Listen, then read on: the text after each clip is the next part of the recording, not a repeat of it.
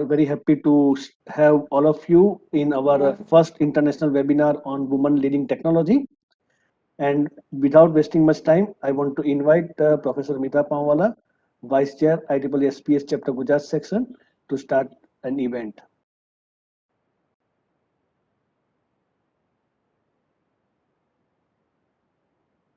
Hello. I hope I'm audible clearly. Yeah, Is you it? are. Yeah, you are. Okay. So The hello audience everyone. should be able to hear us as well. Yeah. So hello everyone.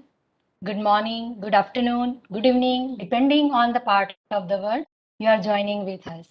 I am Mita Paunwala, Vice Chair of IEEE Signal Processing Society Chapter, Gujarat section, and one of the organizing committee member of this 2 days international webinar on women leading technology, WoLT 2021.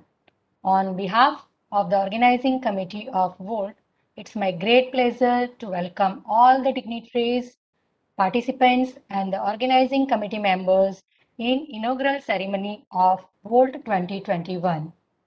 Today, we'll have a great personality, Miss Neeta Patel, IEEE Computer Society President-elect 2022 is with us as an inaugural speaker. So it's my pleasure to welcome you, ma'am, in the inaugural ceremony. Welcome, ma'am. I am delighted to welcome other EXCOM members of the Region 10 and the IEEE Gujarat section to give their valuable time for this inaugural ceremony. Now let me brief about the event WoLT. WoLT is a jointly organized by IEEE Sensor Council and IEEE Signal Processing Chapter of Gujarat section with the aim to provide the global stage for visionary women entrepreneurs, researchers, and academicians to understand and share their experience. WoLT 2021 is organized with two unique themes. The theme of the day one is Woman of Wonder and is totally devoted to the successful woman entrepreneur. And we are fortunate to have four successful women entrepreneurs from the different walk of life. And they will share their success stories during the meetup session. The theme of the day two is sensors and signal. And day two is scheduled with the four technical talk of state of the art development in the area of sensors and signal. A special session on how to write a technical paper is also arranged at the end of day one. We have also planned the various quizzes to make the session active and live. And the rules for the quizzes will be announced during the event, and the winners of the quiz will get the attractive prizes. I feel proud to share that around 800 participants have registered for this event across the globe, which includes the different states of the India, UK, Italy, Brazil, Sri Lanka, UAE, Poland, etc. And this is really a good achievement for us. Now I have a few requests for the participants. So kindly listen it carefully. Join the Telegram link shared to you by the mail for the quick notification. Then the link of both the days are different and you will access those links through mail shared to you or a website or a Telegram group. In case of any query, you can contact to me or Professor Hansa. You will find our details from the website. If you experience any technical difficulty during the event, then you can contact to Miss Tejal or Miss Khushbu. They are our technician through the mail or on the website or through the Telegram link. All the attendees will be kept on a mute mode and no video mode. Session will be recorded and placed on the IEEE SPS YouTube channel and the Sensor channel. Also, the live stream will be broadcasted on the IEEE SPS IEEE Sensor YouTube channel.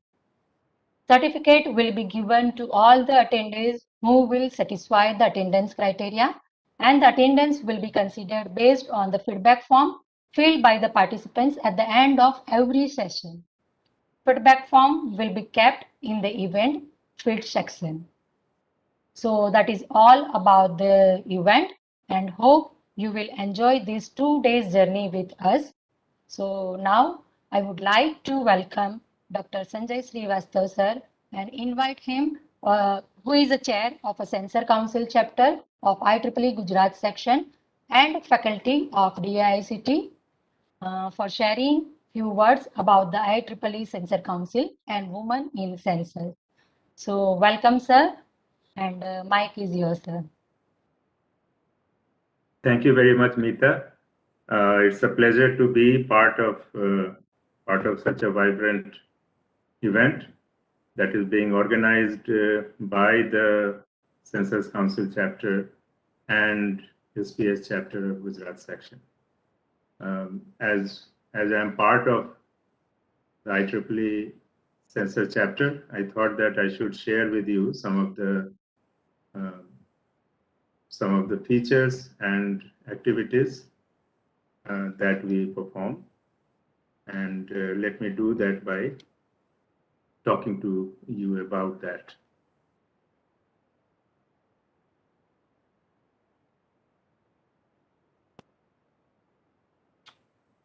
Okay, so IEEE Censors Council is a part of IEEE and obviously works with all the aspects of sensors, theories, design, fabrication, devices. And as you know that since electronics sensors have become part of almost all the devices and parts of our lives, IEEE Sensor Council has become sort of a central entity that combines and that integrates many other chapters, societies, and activities of IEEE. IEEE Sensor Council is a technical council, meaning that it is individuals, are not part of this, but actually the various societies are part of it in that sense. And however, IEEE members obviously are contribute to the IEEE Censors Council by being volunteers, being parts of the chapters which fall under IEEE Censors Council. The main activities that it performs, conferences, publications, like other societies, but apart from that, it spends a lot of time in developing standards, of course, education and outreach activities, and networking, which is common to all the IEEE components. As you can see that 34 different section chapters, 27 student chapters all over the world. And as you see in India, there seems to be a greater aggregation of activities. So that is that shows the reach of IEEE Censors Council. You also see that there are so many different societies which are part of this council. There are three important flagship conferences that is that is done by IEEE Censors Council, Sensors, Flex, and Inertial. In terms of publications, again, you can see that the flagship publications, IEEE Sensor Journals, IEEE Sensor Letters, etc. And at the same time, it also co-sponsors a number of publications, again, because it is at the interface of multiple events. We have important distinguished lecturer programs. Actually, through that, some of the speakers in this event have also been invited. And this is something that allows us to bring the top experts in the field to the whole world. IEEE Censors Council also maintains a YouTube channel through which important recordings are made available to everyone. IEEE Women's in Sensor is one activity that Sensors Council performs. It is basically to bring very active and important contributors, women in the technical area in the sensors to the forefront, and it is targeted for professional women in working in this area and be part of this activity. Finally, I wanted to talk about our own chapter. We are one of the 61 chapters worldwide. We are very proud that even though we are a very new chapter, we have won an Outstanding Chapter Award, which is a global award given by the Council in 2018. We have won the Meritorious Service Award in 2017. And one of the major activities that we have recently taken up, which is called Reaching Locals, and its goal is to bring important educational material in this area in local languages. In particular, we have started with Gujarati, and we will like to take it on and spread it to other languages as well. And finally, this is our current executive committee, Vishek Jani as secretary, Professor Mulla and Anu being the technical activity and educational activity chair. And I should also say that Professor Anil Roy, who is also present, he is the founding chair and the immediate previous chair of this. With that, I think with that short introduction, let me stop and let me pass on this activity to. First, let me see if I can close the sharing part. Yes, so that is done.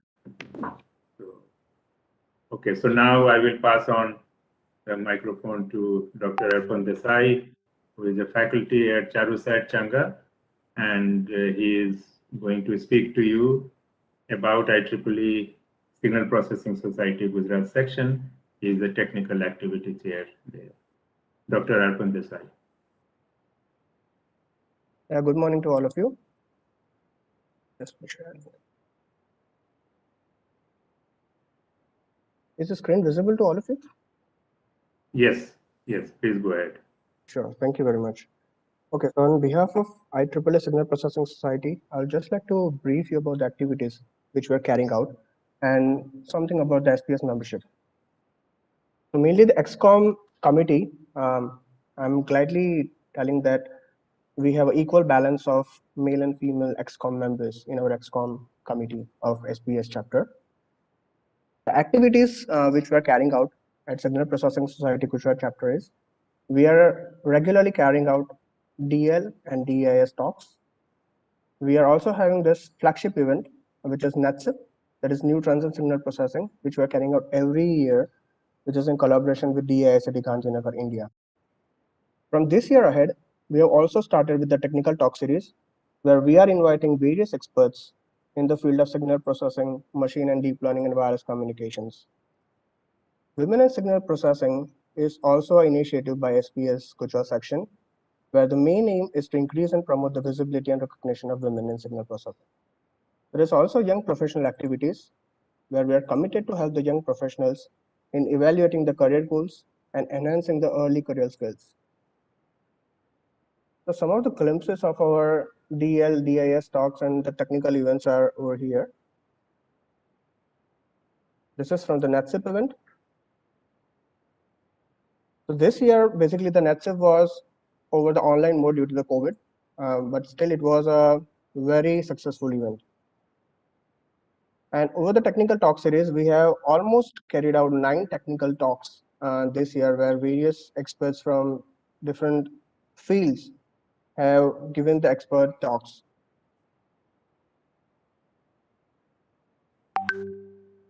Under the Women in Signal Processing, around 5 talks were organized this year.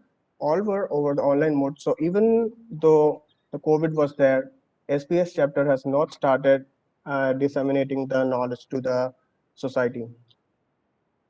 Under the young professional activity, there was an event which was carried out in order to motivate the young professionals towards the research. Dr. Suman Mitra sir was also one of the panelists. So I'll quickly give a brief about the SPS membership. If someone is interested in becoming the SPS member, then what are the benefits and how to become one?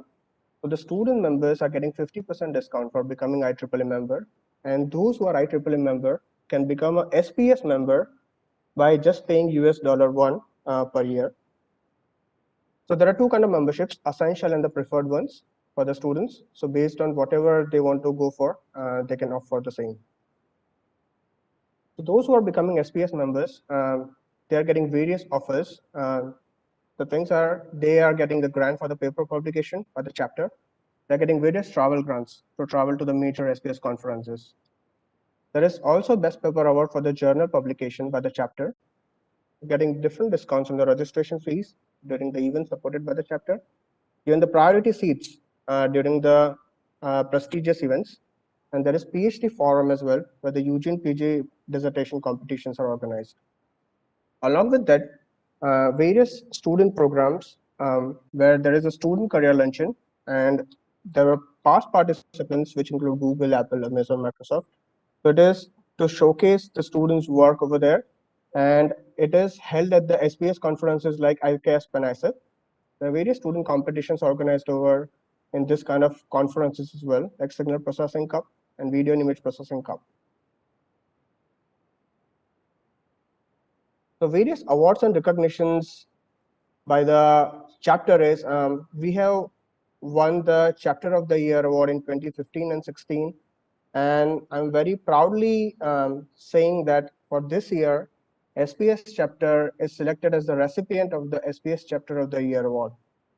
So it is all under the guidance of our past chair, Dr. Suman Mitra sir, and the current chair, Dr. Paunwala sir, and all the EXCOM members. We also started the newsletter from this year, 2021, where 2 of the issues are out. So whosoever wants to contribute to the newsletter, they are very much welcome to share their technical articles to the newsletters, and you can mail us for the same. Also about the membership, those who are interested, during the event, Mita ma'am will be sharing you the link where you can fill up the form, those who are interested in becoming the SPS member. So thank you for listening to me. And that was about IEEE.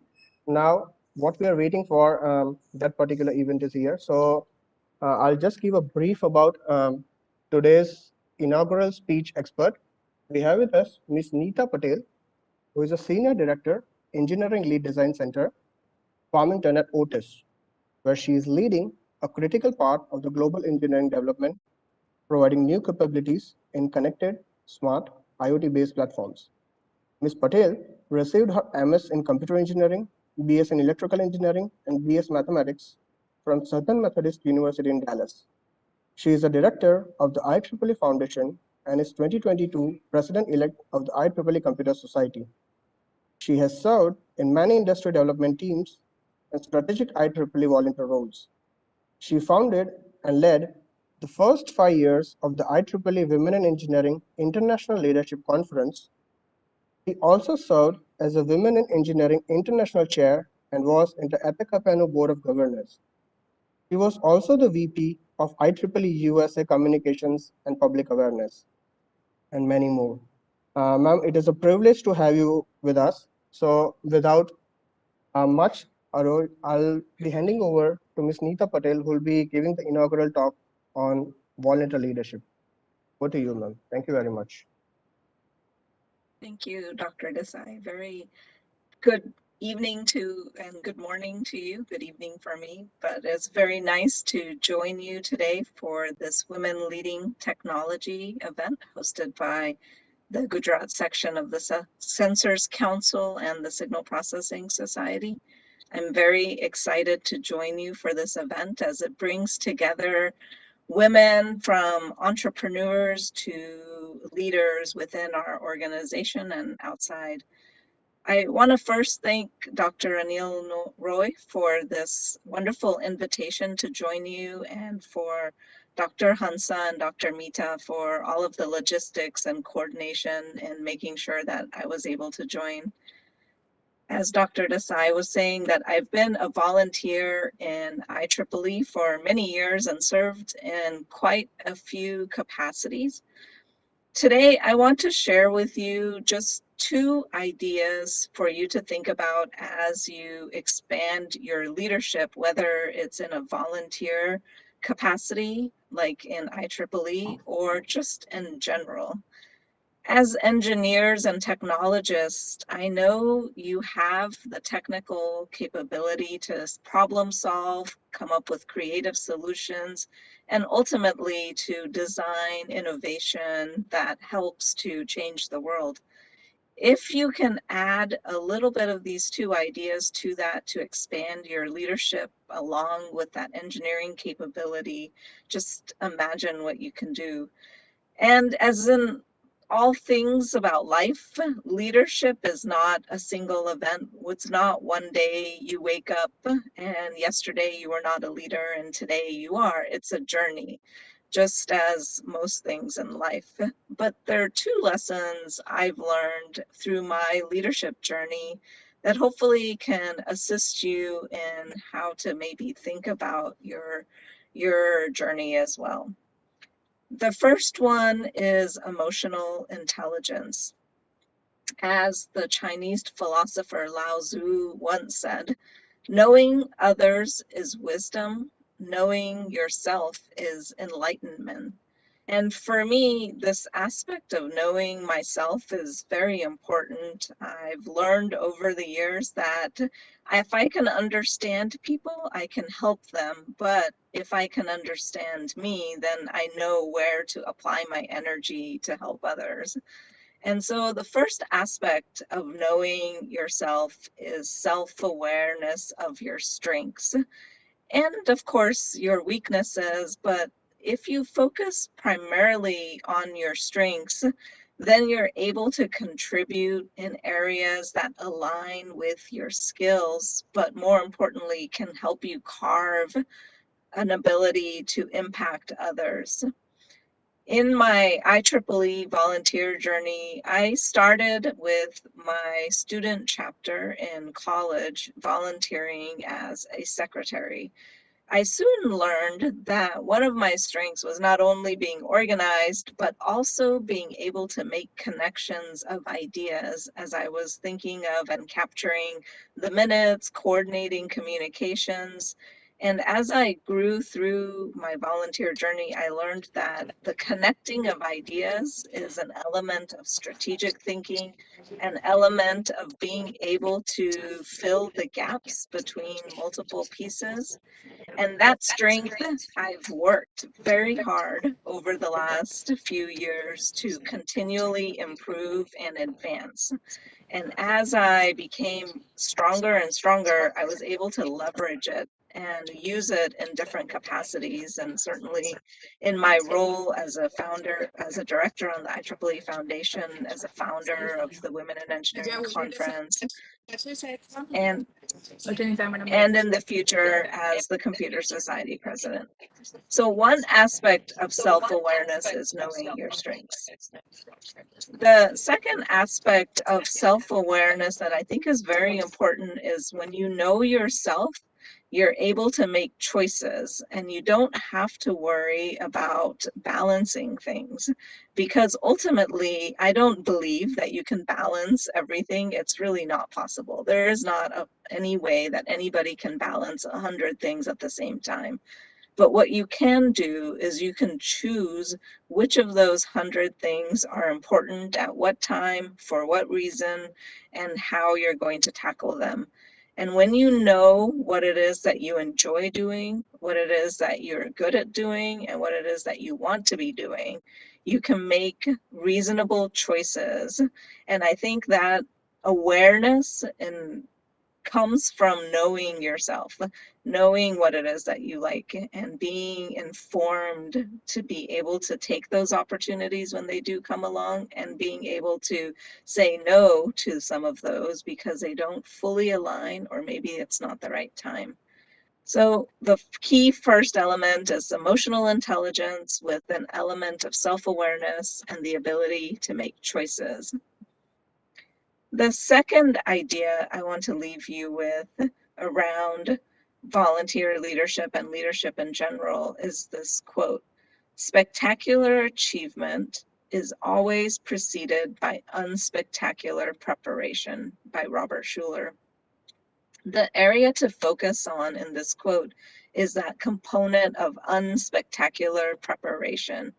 It's that worry about the details. It's the worry about the pieces that are really the small things that add up to be bigger things. When I was Women in Engineering chair, I spent about a year establishing the framework for a new business plan that included elements of communication. How did we want to bring women leaders together and help them advance their career?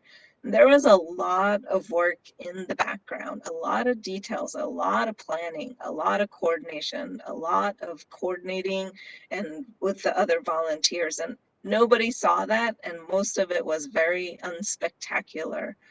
But what people did see was the outcome, which was the conference itself, the launching of the summits worldwide, a new ability to be able to interact and interface with women technologists across the world. And that people kept saying, wow, that was so spectacular. The work was not in the spectacular piece. The work was in the mundane, trying to get a $500 here or $100 there to pull together enough money to launch the first one, or to find a volunteer and coordinate them with the details of where that needed to go. So the unspectacular part is really where you should find value and enjoyment, because that ultimately is what may lead to the spectacular component. And the learning, the growing, the impact happens all in those details and all in the unspectacular preparation. So how do you work on the unspectacular preparation? And the aspect for us to think about is something called deliberate practice. The idea of deliberate practice is not simply repeating over and over to make perfection, but to deliberately understand what you're trying to achieve and incorporate feedback as you work through it to push you in the direction.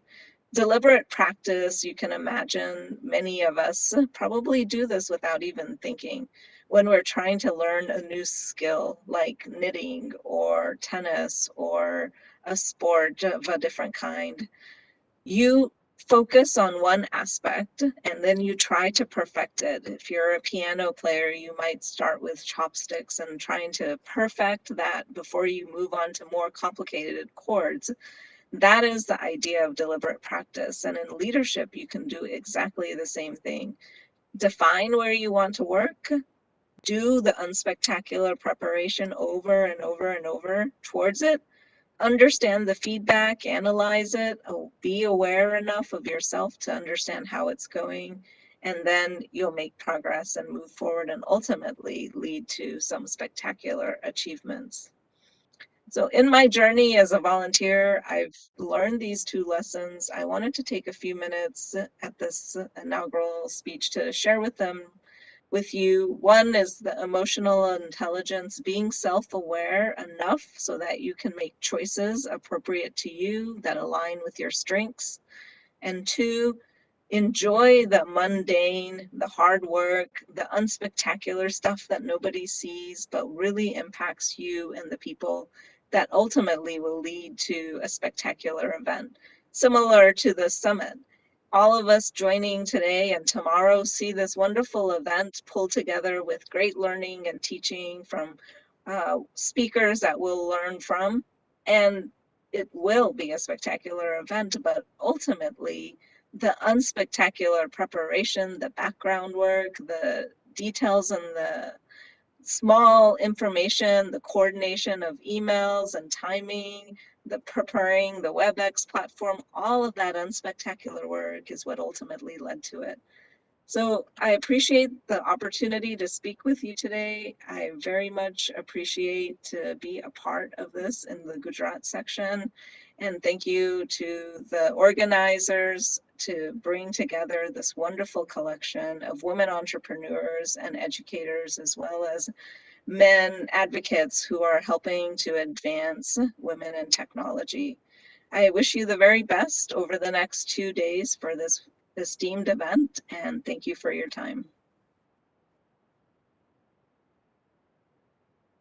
Hello, am I audible? Yes. Okay, so thank you, Ms. Nita, for this insightful discussion. I think the takeaways for me have been that the unspectacular is actually the spectacular, and then focusing on your strengths rather than your weaknesses. So I wish to hear from you more in the future. Thank you for these wonderful small insights, which are actually very important in our lives. I'm Dr. Nirali Nanavati, and I'm the Digital Content Chair for IEEE Signal Processing Society Gujarat section. And if our audience has any questions for any of our panelists, particularly Ms. Nita, then please type in the chat box below. Right? So we'll just wait. I don't think they have any questions as of now. So thank you again, Ms. Nita. And moving forward on this wonderful Monday morning, I think you all are energized for a wonderful day ahead. I would like to talk about our innovative and apparently very interesting meetup session today. Now, in this session, we have invited 5 Wonder Women from different walks of life. I mean, every woman is wonderful, but we have identified these 5 women. And the session will be hosted by Professor Shefali Jha, who is a Wonder Woman herself from DA-IICT Gandhinagar. She is a political anthropologist with a doctorate from University of Chicago. Her research interests lie broadly in the fields of contemporary political culture, regional studies, and gender studies in South Asia. Her current research has to do with the politics of democracy and representation of minorities in Hyderabad. Film studies, feminist theory, and the history of feminist movements in South Asia are her broader research interests. So reading her bio, it really inspired me. I mean, we being engineers, we have never thought about anthropology as a study aspect, but I think it is very important, important to study that. And now I would like to hand over the session to Professor Shefali. Over to you, Professor Shefali. Thank you, Dr. Nanavati, for that generous introduction. And I'm really happy to be here. It's also unfamiliar territory for me. Good morning to everyone. And I'd like to welcome you all to this meetup session, a very special session, which is titled, as you all know, Women of Wonder. And it's part of this Women Leading Technology webinar. We do have with us today on our panel 4 wonderful and enterprising women, 3 of whom are here with us right now. And I would like to accord them all a very warm welcome on this Monday morning. I will introduce them, all our panelists, to begin with, and then hand over the proceedings to them. What I would like to do before that is quickly to give everyone here a roadmap of this session. Each of our panelists will speak for about 20 to 25 minutes, and then we will take questions from everyone who's participating. When you have a question, please type it in the chat box, and we will be happy to take them up in the session, the open house that happens after all our panelists have spoken, right? So let me begin then by introducing the panelists who are here right now. We'll begin with Anupama Panchal. Ms. Panchal is co-founder and CPO. Excuse me, Sifali ma'am. Could you excuse us for a while? As Nita ma'am has to leave the meet, we want to give a thanks to them as a token of love e-memento. So please, Tejal Ben, can you share the e-memento Okay. of Nita ma'am? Yeah, I'll hold on to that. Tejal ma'am.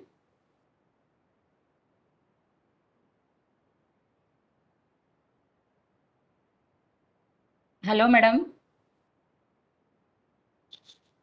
Okay. So thank you very much, madam, for sparing your valuable time with us and sharing about the volunteer leadership to the enthusiastic participants. And in future, we definitely have to meet you in person also. So please accept our token of gratitude as an e-memento. We'll share this flag with you later on. So ma'am, please kindly accept it. Yes, thank you very much. Thank you, Mita. Okay, thank you, ma'am. So, Thank Sefali you. ma'am, now you can continue. Thank you. This also reminds me that we will be doing the same thing, sharing these mementos virtually right now with our panelists at the end of the session. I hope you'll all stick around till then at least. So I was starting to introduce Anupama Panchal, who's our first speaker today. She is co-founder and CPO of Clientjoy, which has won several awards, most recently the best growing startup in Gujarat, awarded by the Entrepreneurship Development Institute of India. She is an alumna of DA-IICT, something I had to mention today. And she started her career with a web design studio. And she has herself been recognized as one of the top 50 influential women in technology by Your Story. And she has been working to expand Clientjoy's business to more than 90 countries. She will be telling us today about her unconventional journey in a talk which is titled Entrepreneurship, a Road Less Traveled. After that, we will be hearing from Devina Bhardwaj, who is the co-founder, director, and CEO of Intervein Labs in Ahmedabad and has over 30 years experience in the pharmaceutical industry. She is a pharmacy graduate herself and has hands-on experience of the work that she helps to lead at Intervein, which carries out clinical research for pharmaceutical companies both in India and abroad.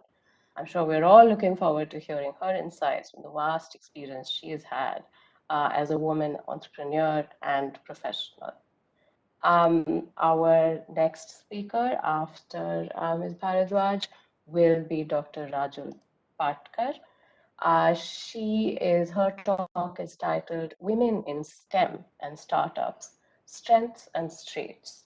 She has an MTech and PhD from IIT Bombay and a long record of both entrepreneurial and academic achievement, having multiple patents filed as well as research articles and presentations in reputed journals and conferences. She is the co-founder and chief executive of Proximal SoilSens Technologies, which is a big part of her dream to bring affordable technologies to farmers to help make farming economically viable. Both her specialization and the subject of her talk happen to be quite topical and bound to be of interest to everyone here. So with that, let me hand over the proceedings to Anupama. I will introduce our fourth panelist as and when she gets here before her talk. So over to you, Anupama.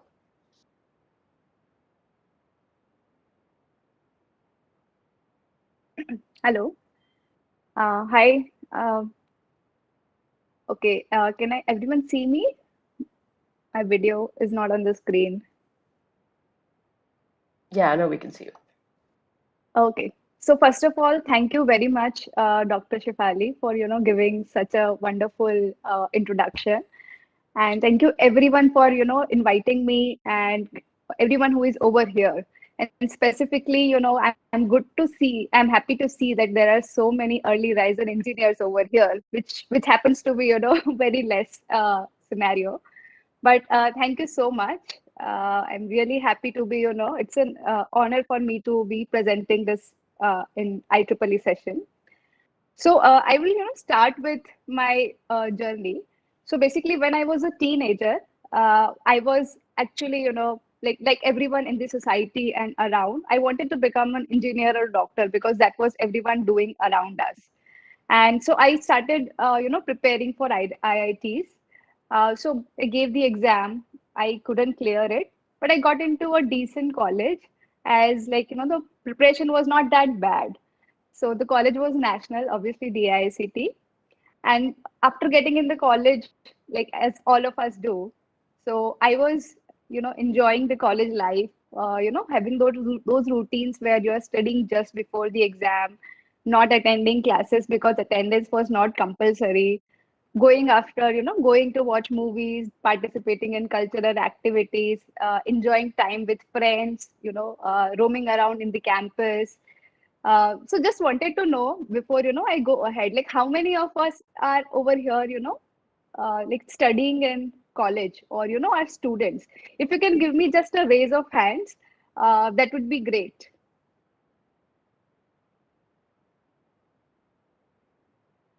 Also, I want this session to be interactive. I request all of you, if you can, turn on your camera, it would be good to see all of you, happy faces over here. Anupama, perhaps that is not permitted. Achha, that is not permitted. Okay, my They bad. cannot unmute themselves. They cannot switch on their camera. Sorry. Okay. No worries. But they can raise their hands, right? If Yes. okay, yeah. So in our college also, we used to attend a lot of sessions. We used to keep the video on. Like we'll be there. We'll unmute ourselves. We'll turn off the video, and then we'll go around. So I would just want to know how many of us are here actually, and how many of us are actually, busy. So if you can just give me a raise of hands if you are, studying right now. This is to know that like how much conversation I have to do, which is around students in that age, how much I have to do for people who are actually on the entrepreneurial journeys. Okay, so thank you, Rashid. Okay, I can see few people who have become okay, who are participating. Okay, thank you. I'll come back. Okay, so I was telling you about the college life which all of us live.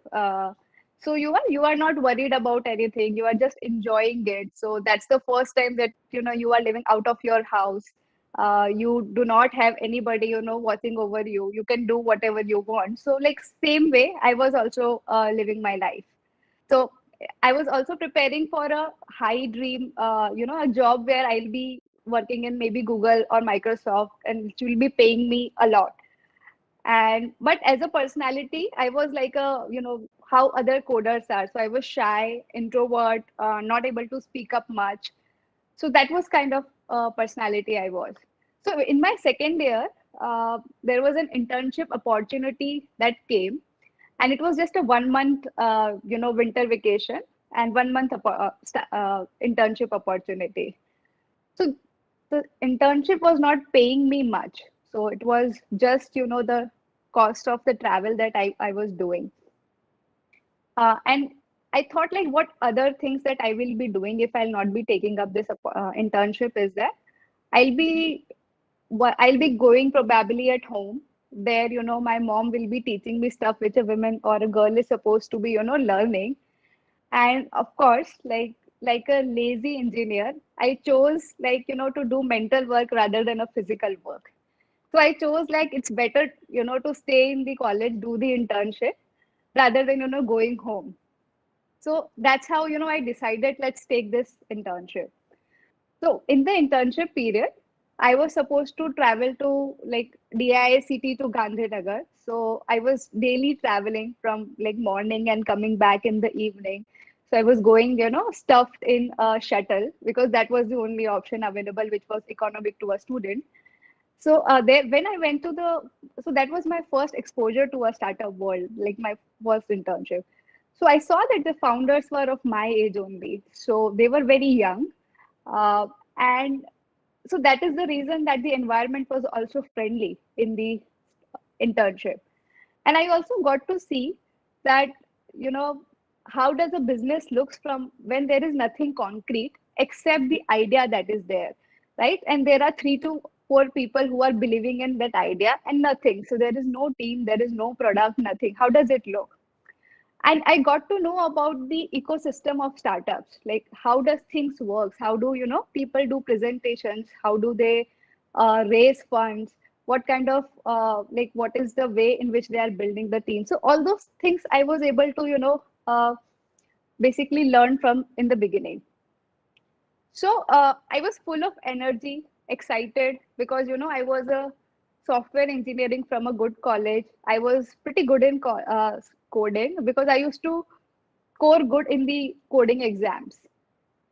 So I was like, whatever it will be, you know, given to us, I'll be able to do it. So at the first day of my internship, I was asked to, you know, develop a website. And, you know, when, and then suddenly I realized, oh, wait, I know C, I know C++. I have solved a lot of puzzles. I have, you know, solved Fibonacci and everything. But how do you develop a website from that? Can you develop a website? I never learned that. And you can't develop a website from that language. So what am I supposed to do? So how will I tell this to, you know, the founders? Does that mean that I have to, you know, quit the internship? So I was in a dilemma, like what to do. So so the founders were non-technical, right? And we were the first batch of engineers which they hired. So they were like, you know, what society accepts. Like these are computer engineers, they will do everything. They know everything. That's the expectation. And so what I decided that night was that let's, anyways, the founders are non-technical. So what can I do is that I can buy some time from because of that, because they don't know how much time it will take to actually, you know, develop the website. So what I used to do was at the night in the college, I used to, you know, study, learn, like, you know, how to develop a website. I used to start, you know, some YouTube channels and then doing that execution parallelly. And in the office, I used to, whatever I learned in the night, I used to implement that part. So that's how, you know, few days passed and I was able to develop the website. So it would be around, you know, 3 to 4 days that would have it taken. And I learned the website development. So I was feeling very, you know, on top of the world, like, wow, I did it. And I was able to, you know, fool the founders and they did not even got to know that I don't know this. And I was able to do it.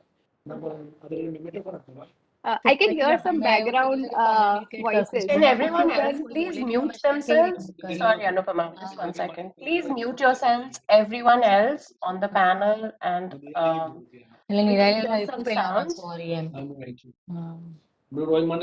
Please mute yourselves so that we can hear Anupama clearly.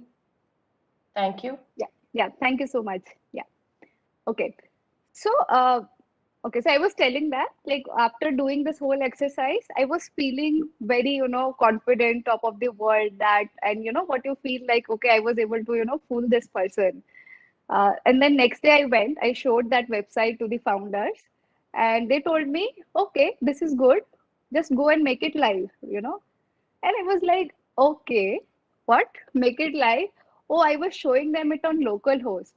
So we have to actually make a website live. There is something called, you know, server. There are something called, you know, that infrastructure.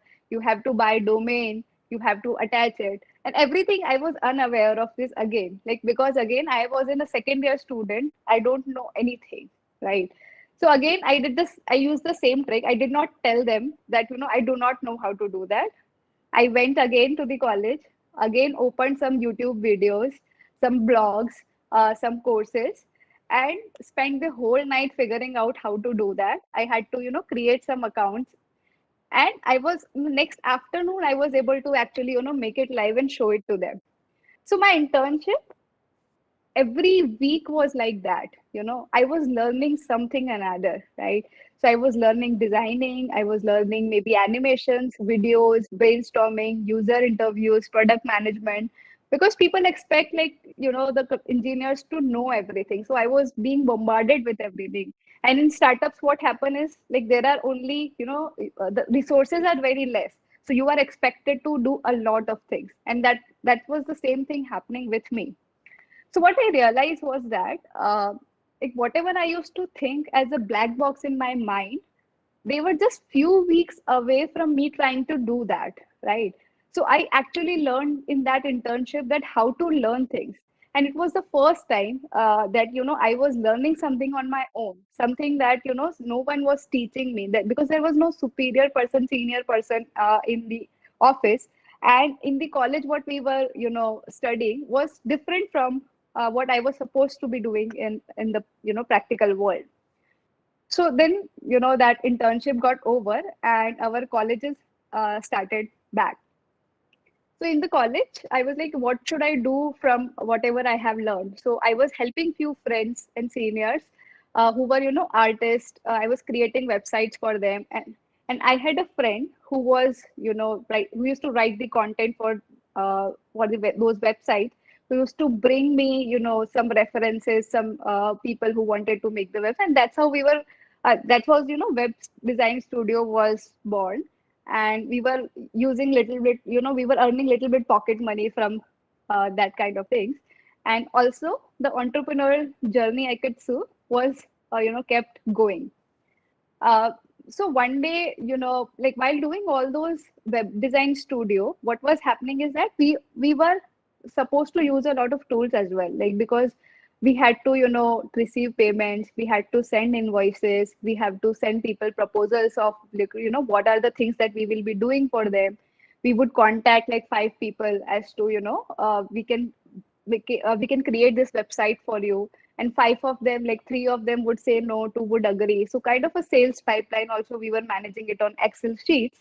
So in this whole exercise we learned that like to actually do a business where to do a service kind of a business, there are a lot of tools that you have to develop, we have to use. And all those tools that are out there in the market, they are actually very advanced in nature. So for example, if I am earning a lot of revenue, if I am a 50-100 people team, then only you can afford those kind of deals. But if you are a small business, right, who have just started, who are just a 5 or 10 people team, then you cannot afford that. So if I'll give you an example, it's like using Microsoft Excel with 150 functionalities, in which you are going to use only 3 to 4, and you do not care about everything else, but you still have to pay for those 150 functionalities, instead of using Google Doc, which gives you just like few functionalities which you will be using. But there was nothing available of that sort in the agency market. And that is why the people who were starting up, they had to actually work with Excel sheets mostly, because and then we realized that this is a good idea, like we can think of there should be something need to be done in this space. So the other friend, one of the friend who was helping me with the sales and the content, he told me about a startup accelerator program that was happening in IIM Ahmedabad. I was like, okay, a lot of okay. So he was like, let's apply in this startup program. And I was like, okay, let's do it. Like it's a form here, na bharna hai. So we just filled that form, and we filled the form like how we do, how we fill the survey forms that we get, we get on like college projects, that we get on Facebook. So that way we filled up the form. And again, like our college life, like it started back. So, and look, in all this duration, like my 4th year started. So the placement season started. So I started, preparing for the placements. And fortunately, I got my dream job offer, which, I was not even expecting actually. I was being offered something which was 3x than my expectation. So it was like a that moment in which you say that okay, you have been uh, preparing for all the exams that you gave for the engineering, all the money that you put in the studying, staying away from the parents, and now today you have got that moment where you are actually have something which is considered to be a kind of a success. like whatever efforts that you did in the study, you are able to show to the society, yeah, this person did it. And parallel to that, like we got actually selected into the accelerator program of IIM Ahmedabad. And that was like, okay, so this we were not expecting. And what we got to know as well that there were only 10 startups who were selected, and that was also we were amongst the IITs and IIMs. And we were like, okay, so we can do that. We never thought about it. So I had this choice in my hands that whether to take up this job or to actually pursue this entrepreneurial route. So I do not have any background in the business because my dad is a government servant. And so, like, what should I do? So I was just thinking about it, and the inner voice of me was telling me that, Anupama, do you actually want to do coding for rest of your life when you have already realized that there is much more that you can contribute to, right? So my in the first internship at the startup and after doing the web design studio, I was able to understand that, yeah, I have learned how to learn. I can learn design, whatever is it requires. So don't limit yourself to just the coding bit. And uh, so that was the major reason that I decided that I'll be not taking up the job and uh, pursuing the startup route. So I come from a family where actually, my parents have been an entrepreneur as well. If so, I just said that, my parents was my father is a basically government servant, but I come from Rajasthan, so where girls are married at the age of 18. So I am the first female engineer of the in the whole family and relatives. So it's like they are doing job, but they are also entrepreneurs because they took some decisions which were courageous in nature, and they did what society was asking them not to do. So like that kind of also triggered me as to that whatever they have done, it has to go a little bit far. It cannot just be stopped at a job. So that also one was the trigger that I actually declined the job and took the startup offer. uh, and it was just the beginning of what I experienced previously.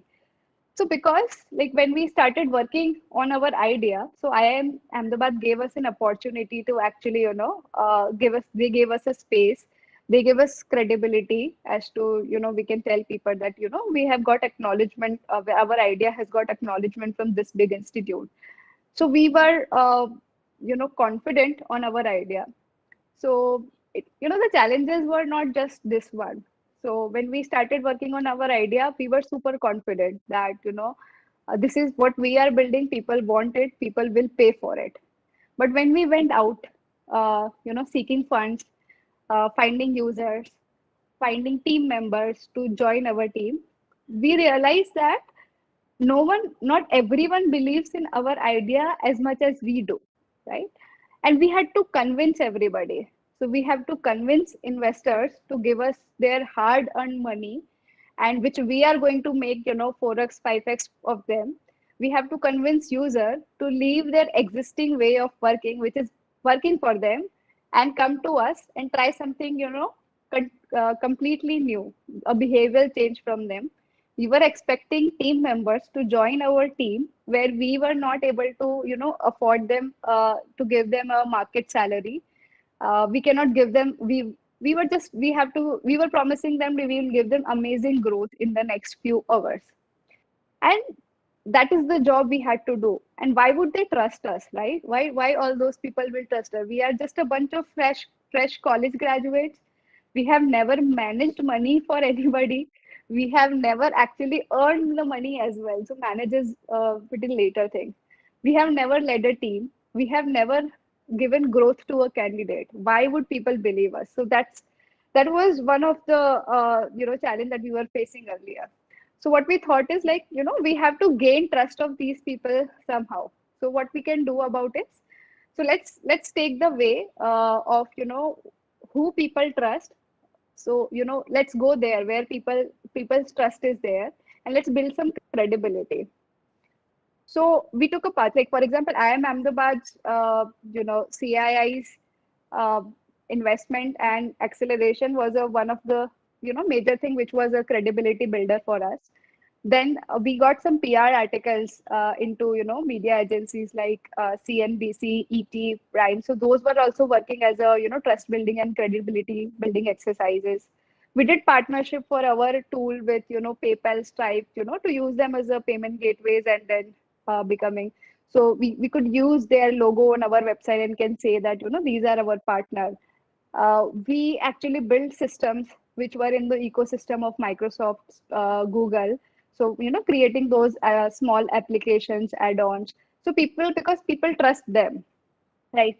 We used to go into a lot of events, network with people, take testimonials and their words on our market, our segments. So those were a lot of activities that we did to actually, gain the trust. There were a lot of mistakes as well that we did. So and any engineer, we were fully focused on, just building the product.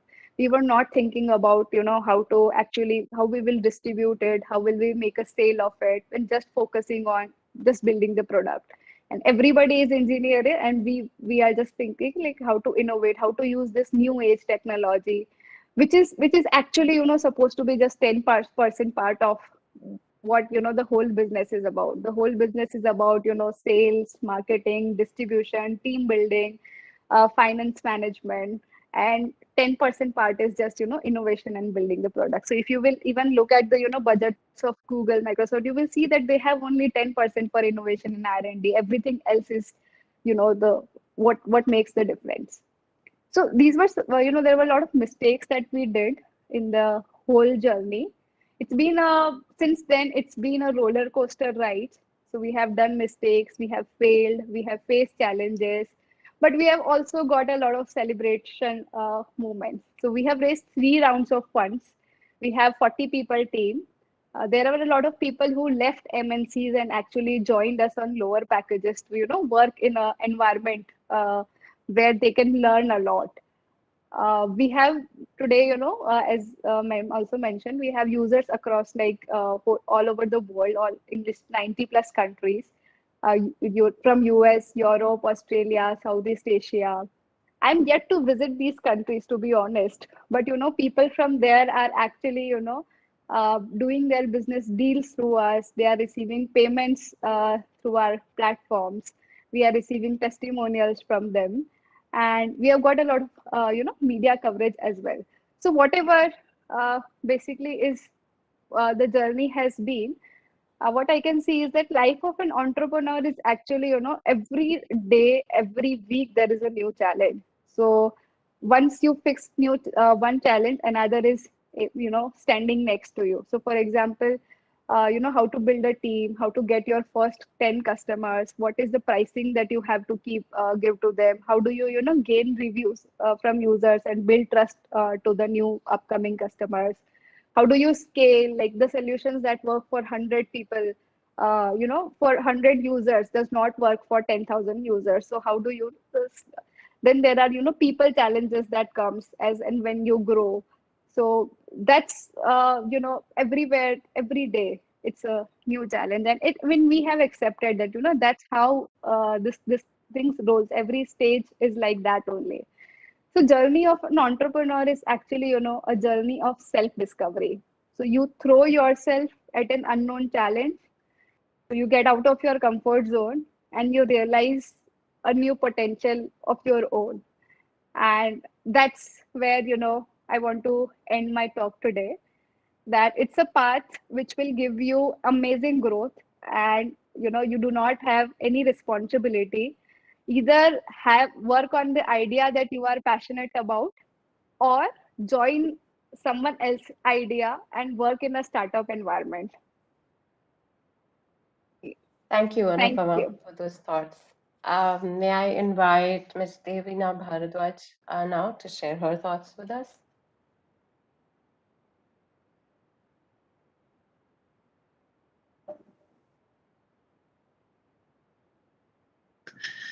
Hello. Hello, good morning. Am I audible? Yeah, yes, you are. So good morning, everybody. Good morning, girls and Just boys. a minute. Sefali ma'am, we are going to present in moment to ma'am. I thought we were going to do that after everyone had spoken, but you want to do it now? That's also fine. Sorry, Ms. Bhardwaj, we'll just figure this out in a second.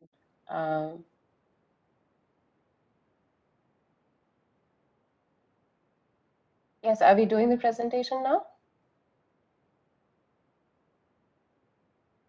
Hello. So should I continue or you want to present the memento first? Yeah, sorry, just 1 second. We just need to get some clarity on this. Give us a minute. Sorry. Mita?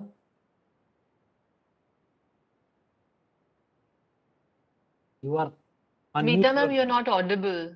Yeah, you're on mute. Okay.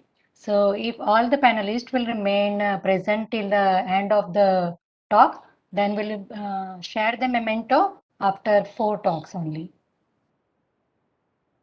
So all speakers are requested to give. Yes, sir. Mita, let me intervene. इसको दे दीजिए. ठीक है. Okay, fine. Thank you very much, Anupama, for being with us. But remain on the session. We require you at the end in question answer. Okay. Yes, please do. This is also to remind all the participants, if you have questions, please type them in the chat box for the open session at the end. Right. Mita. Thank you, Anupama. Yes, sir. We're happy to present this to you. Other mementos will be given only after all 3 remaining panelists speak. Okay. Fine, sir. Thank you, sir. Thank you, IEEE, for this. Devina ji, you may start.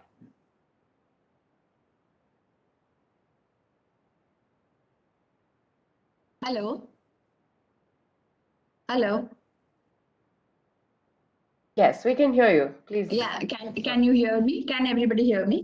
Yeah, so on the onset, I would like to thank the organizers for giving me this opportunity to speak. Although my target audience I know are all engineers, wannabe engineers or already engineers, I don't know, but I'm a little from a different area. And I am a pharmacy, I have a pharmacy background, and I have a vast experience of around 30 years in this field. And here I would like to actually talk more about motivating the women force here, which I feel still need a lot of motivation and a push from everybody, from the society, from the family, and also they would look for these examples which would make them. I would like to give real-time examples to them and make them think that yes, it is very doable. We need not. The women, I'm talking about the women technocrats here who would want to build a career, and at some time they would face challenges from the family, from the society, etc. And it is no doubt very challenging for a woman to have a good career and continue the career. At the same time, so the work family balance is a big challenge here for any woman. And surprisingly, it is not only in India. It's not that only our Indian society is such. It is the worldwide problem or the worldwide challenge. The data says there are only 9% CEOs or women on board. In any industry. So this is really a very, very low number. So what women, the main challenge for a woman is to get to the top, because the moment their career is picking up, they either they get married or they have to start a family, and they have to take a back seat. So this is how we miss on reaching the top. And it is, believe me, again, once again, why I am insisting that this is a worldwide problem, because we in India, women, we just take a back seat. Oh, what can we do? Our society is such. It is not that. It is everywhere. Everywhere, women have to do at least 2 to 3 jobs. By 2 to 3 jobs, I mean they are multitasking. They have to do multitasking, how much ever support system we have. But I feel that we are genetically born to do such things. We have that talent. All women have this talent of multitasking, which men don't. I'm sorry if I'm not a feminist and I'm not judgmental about men and women and this, but I just want to motivate the women here or the girls here that we have to accept. We have to accept, number one, that we are a woman. That is, we have to accept that and then move on. Right. So it's not that just because we have to do so much, we can't make a career or we can't. So it is all up to us. So we have to find our own, we have to believe in our own self that we can do it. And so let me share my career journey with you. That I started my career, I worked for 7-8 years, and then I took a break for 10 years. And it is not a small time. I took a break for 10 years to bring up my daughter. And that was also, I enjoyed that phase as well. I have no regrets. I have enjoyed that phase, bringing up my daughter and being with the family. It was amazing. And then once she became independent, I resumed my career. So there are opportunities everywhere, anytime. So we should not feel that, once, even if there is a hurdle or a break, it's not the end of the world. We can still continue. If you wish to, you can definitely continue. Opportunities will keep coming. You have to keep your eyes and ears open. So people here say, it's a very, there's a very thin margin between, thin line between people saying you are an opportunist. But yeah, I mean, you have to be an opportunist to be an entrepreneur, right?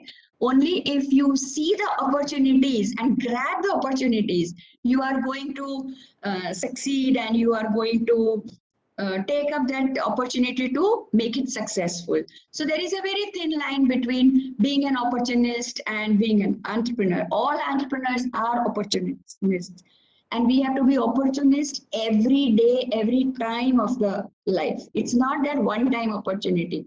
You keep on searching for opportunities and just grab them on the way.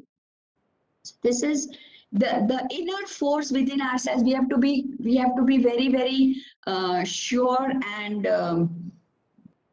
we should be believing in ourselves that we can do. Do not let anybody else tell you that no, you can't do this and you should not do this. Don't let others' opinion matter to you, because at the end of the day, it's we and ourselves who have to look in the mirror and tell ourselves that yes, we are worth it. We should create our own values. Whatever we do, we have to create our own value. Even if we are working at home, I mean, even if it is not at the workforce, but still, even while bringing up your child or being with the family, we can definitely add value to it. Our knowledge, our experience, our understanding. So every time a woman should, I feel, bring more value to the table, bring more value to the work which we have done, whatever work we have done. So this is my my experience, which I'm talking about from my such a vast experience of business, of family, and that's what I want to share with the. And I know right now, most of the audience are students, so aspiring a lot of things, dreaming.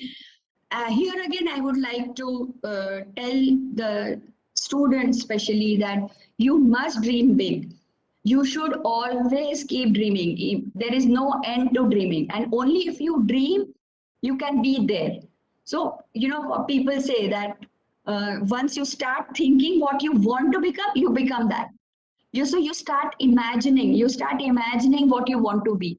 Maybe after 5 years, after 2 years, so cut your goals, make your goals shorter and according to the dream. So first dream and then make your goals.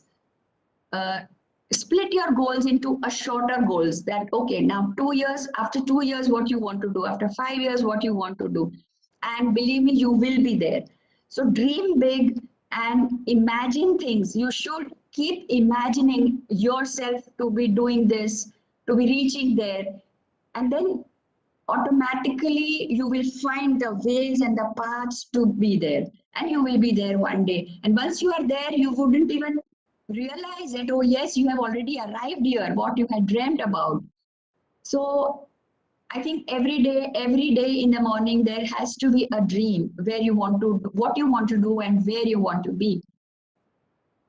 So as they say, a very nice example of the lion mentality, so when you see lion, when we say lion is the king of the jungle, or everybody like he's like a lion. So lion is not a big animal, it is not a fastest animal, but still it is a king of the jungle. Why? Because lion is an animal which takes charge of his own life. He's in control of his own life. So we need to have a similar kind of a mentality and take charge of your own life. You cannot depend on others or blame others, or I'm sorry, but people, children, especially students, they start blaming. I did not get admission in so and so institute, so I can't perform. My parents did not put me in this school, so I could not perform. So there is no point, there is nothing to be blamed, or to you cannot blame it on others. You have to take your own charge of your life. Whatever you are or whatever you want to become is only and only because of you yourself, not of other factors. So take charge of yourself, of your life, of what you want to do. Whether you want to work, I'm not going to judge here whether you have to be in the workforce or at home, wherever you are, but you take charge. You should be the one who should be deciding that, okay, now I want to take a break, I want to be at home, fine. You want to work, fine. So it should be you who should be deciding and taking charge of your life. And believe me, everything will fall in place. It's how you perceive yourself, people will start perceiving you accordingly. So if you don't perceive yourself as a strong person or a controlling person, others will also not perceive you. So again, my address is to the women force here, that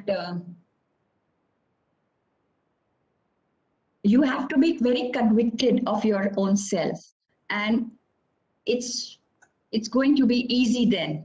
Of course, challenges will be there every day. Every day there it's a challenge. I have been running this company. So let me now come back and tell you briefly of what I do. So we are into clinical research. I don't know whether everybody is interested or not. So I give you just a brief description of what I do. So we are into clinical research. And we have a lab, and we do analysis of, so basically when a new drug comes into a market, or a drug goes off patent and a generic product has to be introduced, it has to go through these phases of clinical trial. Excuse me. In India, we generally do phase 2 and phase 3 trials. There are 4 phases of clinical trial. So phase 1 trial is usually done by the innovators themselves, and then phase 2 and phase 3 trials. In India, we do not, the DCGI, the regulatory authorities do not permit to do phase 1 trials. So phase 2, phase 3 trials are done in India, and we provide these services to the pharmaceutical companies and the clinical research organizations. So when I was some 16 years back, I was also working with a company, a clinical research organization. And there I found out that there was a huge scope for a central laboratory in India. There are no, till date there is not a single indigenous central laboratory which caters to this industry and these services. So this is how we came up with this idea, I and my partner, and we started this company 16 years back and started providing these services to this sector. And it has been a very, very challenging and an interesting journey so far, because see, the market itself teaches you, market is very dynamic. So market itself teaches you how to expand, how to diversify if required, and what should be done next to be better. So markets, once you are in the business, the market itself teaches you so many things. So this is how we have crossed the journey of 16 years. And this industry is also very, very regulated. So we have to be hands-on involved. I have to be hands-on involved in day-to-day business also, because it is a completely regulated market, and we have to comply to a lot of requirements. So this is a challenge. At the same time, it is also very interesting and very, very knowledge-based industry, which I'm really enjoying. But having said that, there are challenges. Like still I feel people do not take women. There is a gender bias, let me put it that way, and there is still a gender bias, and for a woman it becomes more challenging to make themselves acceptable. See, people like what you are doing, but you are accomplished, but then you are not likable. So a man who has accomplished the equal amount will be more likable than a woman. You know how it is. So when a woman is accomplished, it's very difficult to find an accomplished woman who is also very likable. So now we, like people of my generation, we really need to teach our daughters and other women, younger women force, that we need to be accomplished and also likable. So the society has to accept us as a likable person also, even if you reach. So when a woman is accomplished or at the top, she's good, but she's very political. She's good, but she's very rude, so it comes. So, but that but word definitely comes along with that. So that is what we should try and remove in the next generation. And I'm sure the next generation is going to be much more, having a much more broader view to life and acceptance of, I wouldn't say we are treated unequally. I mean, now those days are gone when there is this woman equality thing, because I think now we have reached that stage where we are treated equal in the family, but still that acceptance, especially when you are at the top or when you are in a controlling situation. So that character of a woman has to be accepted, and for that women themselves have to work for it. You will be surprised. Let me give you an example of this Facebook CEO. She said that in New York, she was in New York, and she was attending a board meeting, It was a long 3-hour meeting, and she had to use the restroom. So she asked somebody that, can I use where is the ladies' restroom? And you will be shocked that there was no separate ladies' restroom. That means no lady had come to that boardroom till then for a meeting, for them to have a separate washroom. And even the owner didn't know where the washroom, whether they had a ladies' washroom or not. So this is the scenario everywhere. I mean, so there are few women at the top, but still there is scope, and it is the numbers. The sad part is the numbers are not moving yet. The numbers are not moving. Of the women force at the top are not yet moving. Even in the parliament, worldwide, even in the parliament, if you see, there are 13% women in the parliament. So this is what we should be doing and inspiring. That is what I feel, that there has to be more inspirations also, more motivations also, and so that, you know, all girl force or all women force should feel that we can also do it. It's not impossible to do it. It's hard, but it's not impossible. And then at the end of the day, that satisfaction definitely will be there, something and achieve something. So only when you work hard and you get something, that is going to give you satisfaction. So don't choose an easier path.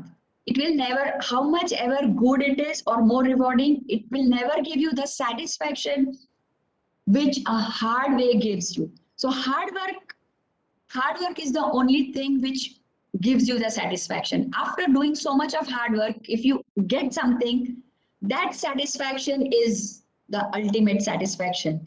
Not money, not the material things. That they are the consequential things. You will definitely get them. But when you have worked so hard, when you have studied all night long for your exams, and then if you get good marks, that is the satisfaction you get after the hard work. So whatever work you are doing, you need to work hard. If you're not working hard, then you are just wasting your time. So even if it is a small thing, you need to put in a lot of hard work.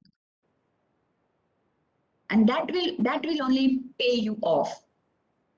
And one more thing here I want to tell you, when you, whether you want to be an entrepreneur or whether you want to serve, it's completely and it is very individualistic, and it is also the inherent nature of a person, whether he wants to be an entrepreneur or he or she wants to be an entrepreneur or he or she wants to serve.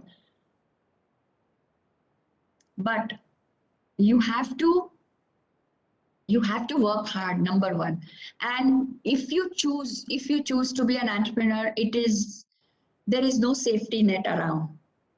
There is no safety, no certainty. Only two things are certain. You have to pay your bills, you have to pay your taxes, and something happens to you, like, you know, whatever. These are the only two certain things. Otherwise, everything is uncertain if we are into a business. So, but you have to face those challenges, try to solve them, and find solutions. You have to find solutions and get along. You have to find solutions and move on. So there will be challenges. There will be days when you will be worrying how your next salary. It is not about your salary, right? If you are working somewhere, you just bother about your own paycheck. But here you have to worry about the paychecks you are going to give to others. So you are on the other side of the table. So it is a tenfold stress which an entrepreneur undergoes, not only for himself, but even for his team, because he or she is responsible for their paychecks. So it is a lot of stress, but then at the end of it, it is worth it. And here you also need a very good team. So you have to build a very good team. And building a team, I think that is the most challenging thing. HR, human resources, is the most challenging thing in the entire journey, which I have realized. Today, if somebody asks me what was the major challenge, I would say I would put it on human resources. See, whatever technical issues come today, the equipment is broken down or the machine has broken down. We could not break a deal. Okay, we can break another deal. But to manage the human resources is very challenging, very challenging. So there is no thumb rule that, if you do this, the team will be retained, or that person will be loyal to you. I don't say people are disloyal, but you can't understand their own psychology, their psychology, their requirements, their needs. So that's the most challenging thing. But yes, to hold the team, I have people who are with me since inception. So it is not only about me, it is also about them. That what do they want? Do they want to stick around? Why are they sticking around? So it is apart from money, because I'm sure there will be companies who are paying them more than who can pay them more. They can get more paychecks. But still, if they still wish to stick around in my company, that means there is some another factor which is working, right? Apart from money. So that factor we need to identify and provide to the team. So the advantage of being a woman leader, this is the advantage of being a woman leader, that women workforce are more comfortable working with you. Women workforce are more comfortable, and as a woman leader, I also understand their problems differently. Like, I'm more flexible with my team. When they are bringing up their family, I always tell them that I give them flexibility. You take a break, don't resign. Take a break, come back if you wish to. And believe me, there are so many women who have taken a break, maternity break, not maternity leave, maternity break, bringing up their child, and they have come back to the company.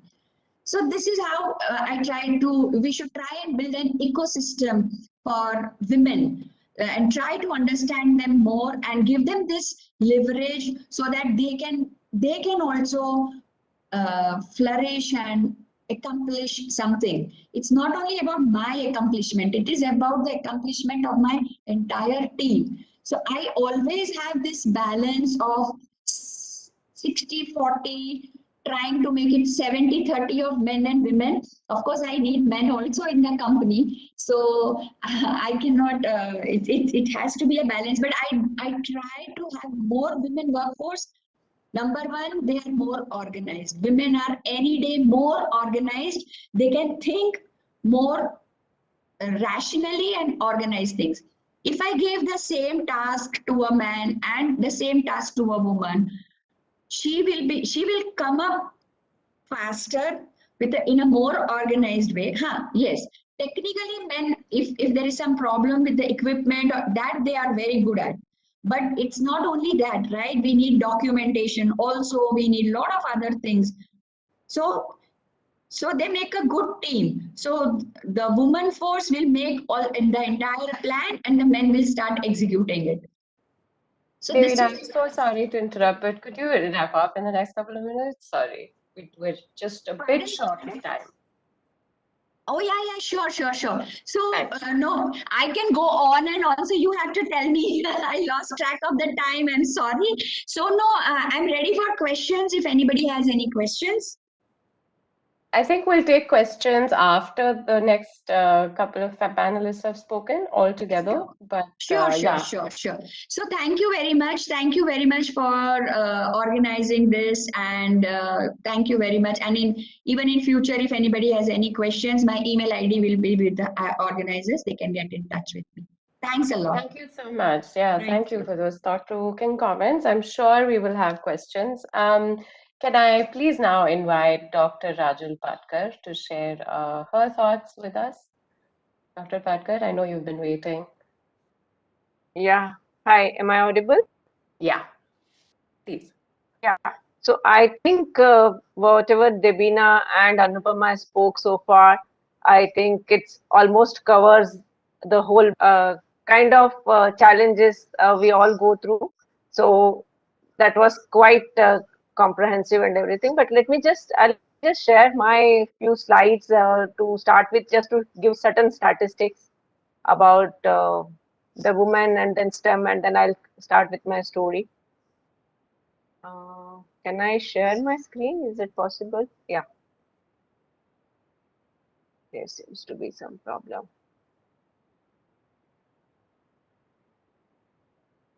Is my screen visible? Yeah. Yes, it is. Okay. Yeah. So today, I mean, thanks for giving this opportunity. And I think when we talk about women, what Devina, I think Devina and I actually, I think we are almost in the same kind of an age group. So I think the challenges we faced are different than the challenges Anupama might have faced. But also the challenges what Anupama was talking about, I can also, I mean, similar challenges I can also think of, because that's exactly what I am facing during my entrepreneurship. Um, so when I'm talking about, we are talking about women in STEM and women as a leaders. So these are certain statistics which I would like to present. There are statistics which I think Devina was also mentioning, that if we talk about technologies today, since we are talking about STEM and women and leaders and women in technology, if you see, there are only 6% of the companies or entrepreneurs which are actually being led by women who are having the majority in that uh, startup. And the total funding, if you see, it's just 5% of the total funding. And out of that, if you see, there are a lot of hurdles, right? And most, like more than 40% of the women start their business not by VC funding or anything, but they just bootstrap. They actually take money from, I mean, either self-funded or from family and friends. And also in the leadership, if you see, 2% of the people only you will see as a CEO or CTO. So that is in our country. If you see India as a country, I mean, Devina said that there are problems, similar problems in other countries, but specifically in India, the disparity is quite low. I mean, the disparity is quite high. I mean, in a sense that women are only, we stand almost at 112 out of 152 countries at the women disparity or women in STEM. So that are some of the statistics. And now, if I have to tell you my journey, I mean, I just imagine, I think many of the students who are here would not have born. So when I finished my 10th standard, it was way back in 1983. So that is the time I finished 10th. And that time I also come from a community which is what Anupama was talking about, from a Rajasthan or a Marwadi Maheshwari community, which was not very, I mean, not everybody was progressive and women were, I mean, and but I was in a place in Andhra Pradesh, a small town in Andhra. Fortunately, Andhra, there is a lot of focus on education during that time, and there were few girls in our community getting married at 18, but at least what they were doing was mostly the boys were taking the 10th and the 12th and the engineering or the medical, but mostly there were not even a technical colleges in the place where I did my 10th. And generally the girls were doing 10 plus 2 plus BCom, and the next thing was just marriage. So that was the kind of thing which was happening way back 40 years back when I finished my 10th. And my only thing, I was not knowing about IITs that time. I was not knowing much about that time. But only thing which I told my father was that I just want to be in some technical education, some professional education. I don't know what. I don't want to go through this route of 10 plus 2 plus BCom plus marriage. And the only option which that was good, I mean, that was available, I mean not available, but I thought which is a sure shot is that go for a diploma education. So, and there was no diploma college in place where I did my engineering from, where I was doing my 10th standard, sorry, not engineering. So I, after 10 I went to diploma. That was in Kakinada, some 3 hours, 4 hours away from my place, Rajmundry. It's a well-known place that way. And I went. So that time, lot of pressure was there on my parents. Fortunately, my parents were progressive. My father himself was an engineer. So when I went there, there were a lot of people sending a girl to the hostel during in 1983 was not so easy. But my mother was my parents were very strong. My mother stood by me and said, no, she wants to do technical education, we will send her. And then I moved to the hostel. The hostel life was very challenging. I was, I'm a North Indian who did, I mean, I studied Telugu, but I was not very conversant with the language. I learned. I went to the hostel where most of the girls there were from different small places, and they were they used to only speak Telugu, and there was a lot of cultural difference. But and the hostel life was also, there were no fans. There was a lot of power cuts, so a lot of challenges in that hostel. But the thing which kept me there without, my parents did not even know how the hostel was, because I did not let them come and see the hostel. If they would have seen the hostel, they would not have even allowed me to continue my education there. So the drive, because one thing which was which was different. My sister, I'm the eldest, and my sister had lot of she cannot walk, so she had a lot of other. My brother was younger, so that I should do something, I should be independent, and I should support my family. And that was one reason I got into technology and STEM and in science during that time. So after that, then then the things happened. Then I actually joined an engineering college later on. I did first part-time job. I mean, lot of challenges. Just for a woman to remain in technology that time was very, very difficult, because you have lot of pressures from the community, right? And so there were, but I just kept on. And what Devina said, that women face lot of other challenges. Sorry, women face lot of other challenges about family. The support from family becomes very, very important. So what happens that after my diploma, after then I went for an engineering. After my engineering, I actually, then once I finished my engineering also after my diploma, there were no, I would say, opportunities that time in that place. And my father was very protective. For a woman, I mean, I can understand his things, that sending a woman out. If I were a man that time or a male, he would not have bothered. I could have taken job anywhere. I could have gone anywhere. But being a woman, then again, there are a lot of challenges. But then I was kind of a rebel. I actually fought with him and came to Bombay and wrote a GATE exam and got into IIT Bombay for my MTech. And this is the place where my entrepreneurship thing ignited. I mean, whatever I saw, this is one of the premier institute that I could land up, and I got very good support of teachers and faculty members here. So from there, what happened is that while I was doing MTech, the next thing, so my entrepreneurship, the being a Marwadi, that entrepreneurship kida was there in me. So when I was doing my masters, I saw we used to do lot of what you call teachers at this teachers enhancement programs. There is something called, there was a project from MHRD, which we would call teachers and train them on various softwares, hardware, and they would go back and teach the engineering colleges, because we had a lot of facilities like FPGAs, VLSI, chip design. So when I was doing that, I realized that these teachers, they come, I was actually, we were part of teaching them field programmable gate arrays, Xilinx, some advanced things, and they were very expensive hardware.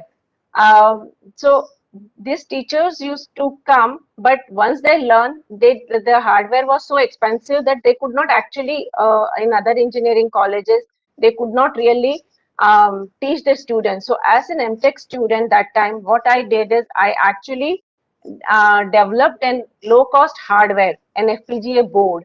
And that time there was no entrepreneurship or anything of that sort. So that board, I did not, I mean, there was no startup concept. So that board and that technology, I gave it to one computer manufacturer, and then he built the boards, and then he gave those boards to other engineering colleges. And that's where these engineering colleges and these boards were almost used till up to 7-8 years back. The boards were used in engineering colleges. So that is why the first entrepreneurship and thing was, I can say, started when I was MTech. And I always believed in a research or development which would have an impact in the society. because I wanted to give something back. I mean, you do something theoretical research. I'm not saying theoretical research is bad, but I always wanted that something to be, I mean, physically, if we can actually build something and deliver something. So during my MTech thesis also, I built an Ethernet bridge, which was kind of like a product which was used again, and this board.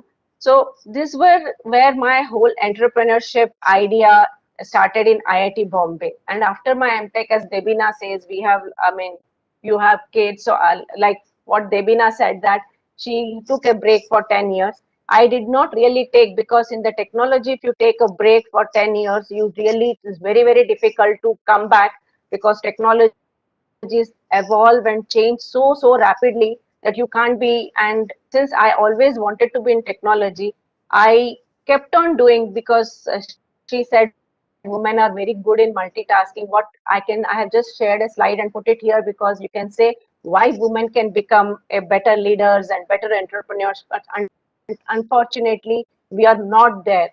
We, what I was trying to say is that so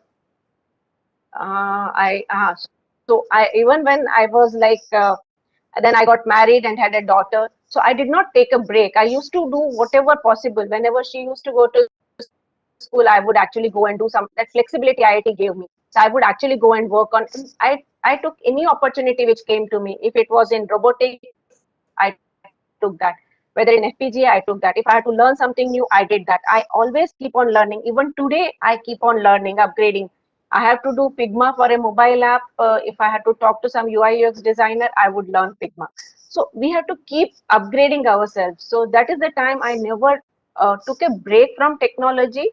I did not join a full-time job. If I were a male and an MTech from IIT Bombay way back in '97, today I would have been one of the top leaders in the corporate. But being a family, taking a balanced life, I mean, we have to do multitasking and keep doing that, which women are very good. So we take calculated risk, because we would unnecessarily not go. We don't boast about our work until unless you give us as a platform to talk about us. We don't go and talk about or boast about ourselves. That is, women are very humble.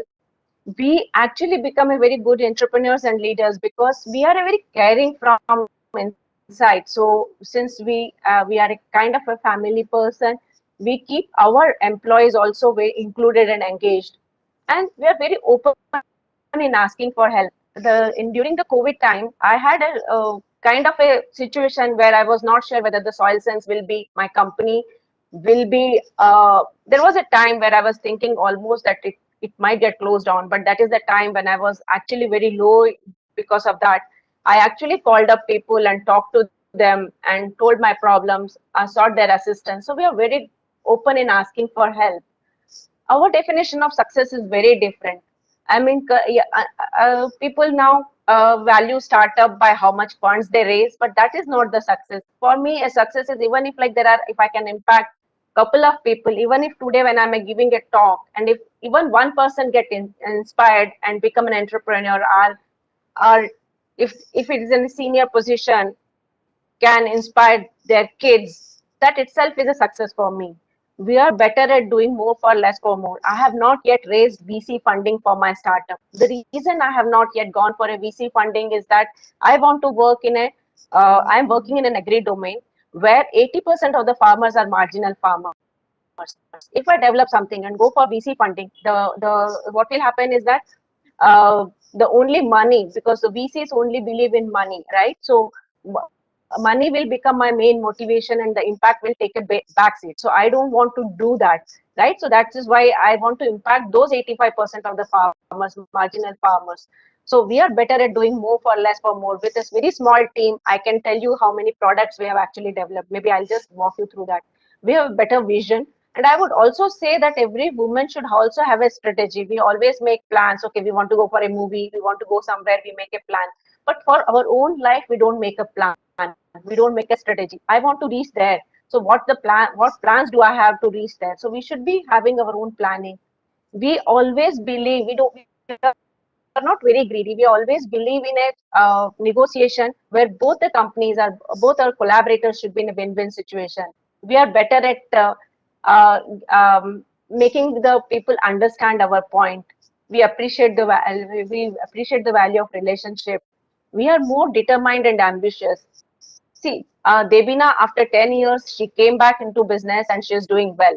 So we are very determined. We are not complaining, right? We are actually happier people.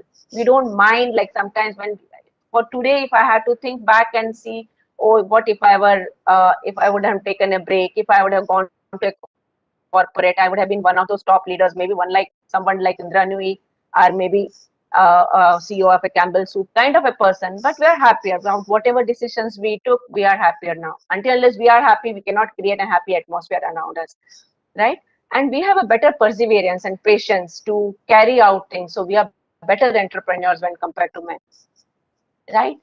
This Devina has already covered that there are a lot of people who start at a lower level job, but when CEO level, CTO level, we drop out because of, again, patriarchal family pressures. And there are many things one can do it differently now. At least I would say that this kids, women they should tell their mothers, or they should, I'm not saying marriage is a bad thing, but once you are in a marriage, you should make sure that your mother-in-law, your mother understands the problem, and it is okay that bringing up child is not just the woman's responsibility. Of course, giving birth only we can do, but it is okay if a man is also supporting, and if someday we have to take leave, like I would say, leave from our home or general task of what every day we do at home, and somebody else takes care of it, that is okay. Sometimes it is okay to think about ourselves, our planning and our career. Then only we can actually move forward in this ladder. I just want that Devina was also saying that we have very few inspirators. So I have put two leaders who are in their own way very well-known leaders, and very sort kind of a leaders. But both the leaders have a very different way of leadership thing. I don't know if anybody know about Dennis Morrison. Everybody knows about Indra Nooyi, but I would say that one should read about Dennis Morrison also. She is into Campbell Soups, which only talks about healthy soups. And Indra Nooyi is a chairman of PepsiCo. We all know about that. So what kind of leader you want to be, also you need to decide whether you want, that is one thing. Here, since we are talking about technology, I have put down the pictures of some of these tech leaders who can be the role models. Looking at them, some are VC funded. If I have to give an example, Limor Price from Adafruit, she has a $1 billion company, but she never raised any VC funding, right? So there are many leaders, and all women leaders, including Devina, Anupama, and somebody who is going to talk after me, all must have faced different kinds of challenges, because we are all in a different domain, different age group, different challenges. But people who are here on this have actually seen all those challenges and overcome those challenges in their own way. We only see that what their worth is today, but we have not seen what sweat they must have gone through. So life is never easy, whether you are a leader or whether you are an entrepreneur or whether whatever roles you are taking. But whoever has overcome those challenges and have not given up are the people are here, and I feel proud that I am one of them. I'm trying to be one of them, and I'm still there. My only I what motivates me every day is that whatever I do, I'm going to inspire my daughter. I'm a business leader. I want to inspire my team. I'm an academician. I want to inspire young minds and students who work with me. I'm also an agri scientist because I'm working in agri domain. I'm an engineer, but I want to inspire farmers. I want to talk to the farmers. I do take online workshop for the farmers, try to reach to that level and talk to them and make them understand the technology. We cannot bring in technology in agri space from somewhere else and give them. It won't work. You have to be with them. So I'm proud that I'm trying to do that, and I want one of you in that question mark, who one of you can be here, right, and make a difference, create an impact, right? So what personal mission statement which I carry every day, I introspect and read for myself is that I want to lead a happy life. If I'm happy, my team will be happy. It's an happiness is a contagious thing. If you're happy, it can just percolate to your team members, your family members, your students, with whomever you talk. So you have to be first lead a happy life and create impact. Want to create impact by bringing affordable technology in agriculture and lead the business in an ethical way. I just for the sake of business, I don't want business because generally people associate politics and business with not so ethical means, but yeah, it is possible to do business in an ethical way. So now I'll just tell you my journey about farming, why I got into agri-tech. So after my master's, when I finished my master's in M-Tech, I told that entrepreneurship was always there, but because my daughter was growing up, I did not take a break, but I was all part-time working with different opportunities. Whatever the opportunities came to me, it was good that I was in IIT Bombay campus, so I could actually work on various different technologies. And when she was old enough, when I was 45 and she was old enough, I actually took a plunge for PhD, right? I was a master. So the only thing which was worrying is how will I write the written test, whether I'll qualify after 16 years or 20 years of break from academics.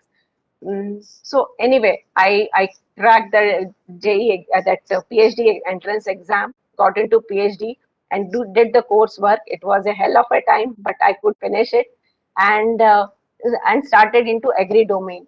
And when I started, why did I select agri? Because as an engineer, I had different health domain, agri domain, but I always used to read these papers about Indian farmers committing suicides.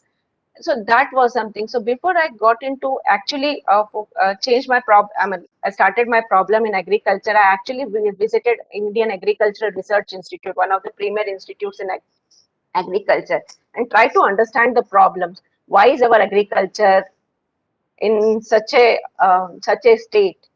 Why there are why it is why our farmers are committing suicide, why there is no technology. And I realized that IRI was a premier institute, they could afford technologies, but when the system were down, there was nobody one to calibrate or even repair them. So I thought if the situation at IRI is such a thing, imagine the plight of farmers. How can we even think of technology for Indian farmers? And that's where we decided to that build technologies for Indian farmers at an affordable level.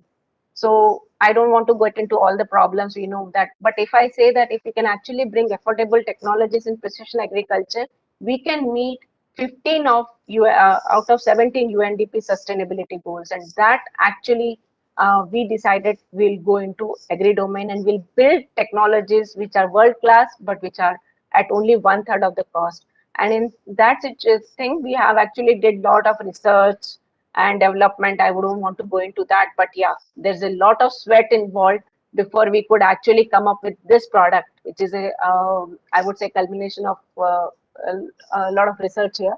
So this is one of the world-class product which we have built. It is a NutriSense. It's like a glucometer for soil. And here you can actually take this instrument to the field. This is almost 10x times lower than any of those similar type of product. There is no such type of a product available anywhere in India or in the world, except for one Horiba Instruments, which is also not similar to this. And we have built this at a very affordable rate, very simple to use. So this is one of the products. We are also working on various other products.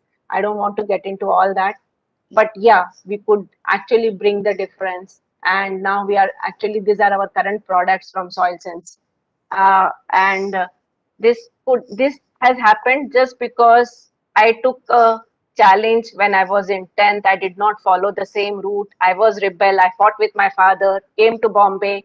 So I think we need to take the challenges and we need to overcome those challenges. There were lot of problems as a woman, as an entrepreneur, and whatever it is. So we still build and we do a lot of collaborations. I try to bring inclusion. I make sure that the farmers in the village, the women farmers also use our technology. We really focus on that. So this is my journey. I think, and I will be there at the end of the session for students to take any question and answers, but this is what it is, our journey so far.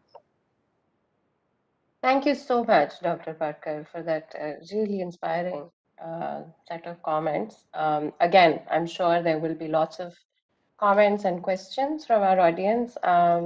So, look forward to that discussion. Let me take a minute to introduce our last panelist for today, Anuradha Upadhyay. She's a self-made artist who started her entrepreneurial journey with a 6-day art exhibition at the Lalit Kala Academy. She is the founder and COO of Anukriti, which is a Pune-based company that promotes Indian folk art, handlooms, and handicrafts, both here and abroad. She's especially invested in promoting sustainable development by empowering tribal artisans, and most recently, the work of women weavers through her company. And she has had notable successes in her efforts. So it's not often that we get to hear from a painter entrepreneur. This promises to be a really exciting conversation. Over to you, Anuradha. Women in Signal, Women in Signal Processing, IEE Gujarat section, Professor Hansa Shingrakhia, Professor Mita Paunwala, Professor Anil Roy, Professor Chirag Paunwala, Professor Sanjay Srivastava, and the entire WoW team for inviting me here. Now, I am Anuradha Upadhyay, founder and COO of Anukriti. So today I will take you through my journey, emphasizing on late bloomers and that success has got no age, as I started painting at the age of 44 and became an entrepreneur at the age of 46. Now, I see people citing various reasons for not following their dreams and passion, and age in particular is a big factor, isn't it? Many people use age as an excuse to not follow their passion.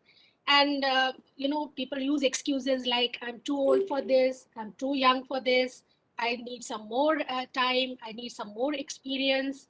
So, age always comes, in between us when it comes to, achieving, going after our passions and goals.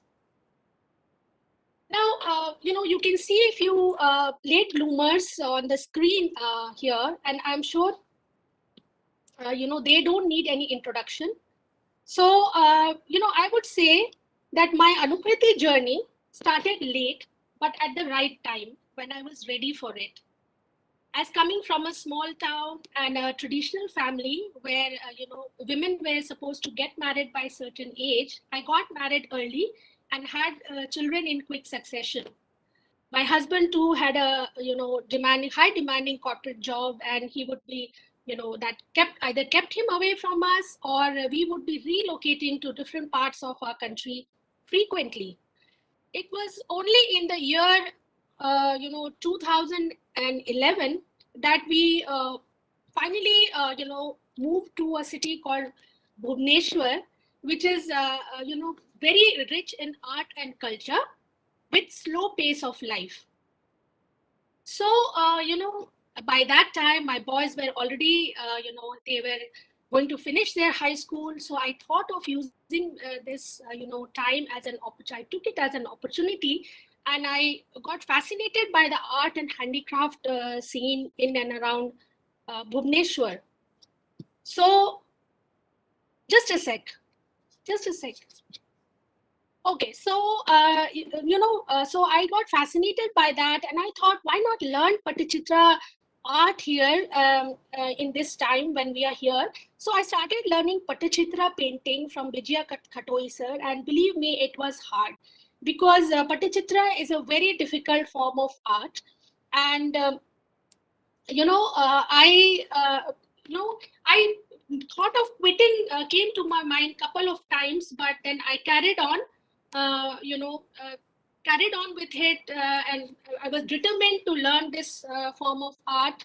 And while learning Patichitra, I also thought of doing my own kind of artwork. Like coming from Bihar, Madhubani is, art form was very close to my heart. And having spent so many years in Maharashtra post my marriage, I used to find Warli art quite interesting as well. So I thought, why not fuse these two art forms and see what happens? And the results were pretty encouraging. So, and also Orissa, in and around Orissa, there are a lot of tribals, and they, they do this dokra craft, which is a very ancient form of metal craft in which brass is a main ingredient that is used. You can Google dokra and see it's a very tedious way of making this kind of beautiful craft. They make these tribals make beautiful artifacts. They make home decor items, and they also make dokra plates. I'm sure you are able to see one of those dokra plates on the screen here. So I thought of using this dokra plate into my paintings, and it gave a very rich look to my painting. And Vijaya sir, of course, he was very encouraging, and he said, you must explore your creativity. And so I started using my creativity more and more. So one fine day I visited the fish market, and I saw these big size crab shells there, and they looked very artistic to me. And I thought, why not make paint on them as well? So I painted on them, on few crab shells, and got them framed, and they look pretty unique. Now, after all this, I thought, why not get my artwork exhibited somewhere? I wanted to gauge people's response to my creations. So I thought of approaching Lalit Kala Academy, being fully aware how difficult it was to get an exhibition date there. So I went there with my artwork, and to my surprise, they liked my artwork, and they gave me an exhibition slot for 2 months later. Now, this was an extremely happy moment for me, because I had never really imagined that all this will happen. And I started preparing enthusiastically for this exhibition. And of course, my family and my friends were big support, and they started guiding me as to how to go about this, because I really didn't have any idea. I had never, in fact, I had no idea about how to go, forward. So, they told me that you must get your show inaugurated by someone. So I approached Ileana Sitarasti, who is a famous Odeshi dancer in Bhubaneswar, and with a request to inaugurate my show, and she very graciously accepted it. And I also approached few media houses with an invite to just come and have a look at my show, and never expecting them to turn up though. But after the show got inaugurated, they all came one by one, and my exhibition got publicized, and it got covered in various print media, and it was all like dream come true for me. And I thought of, so we named this exhibition Anukriti, because Anukriti essentially means Anu's creation.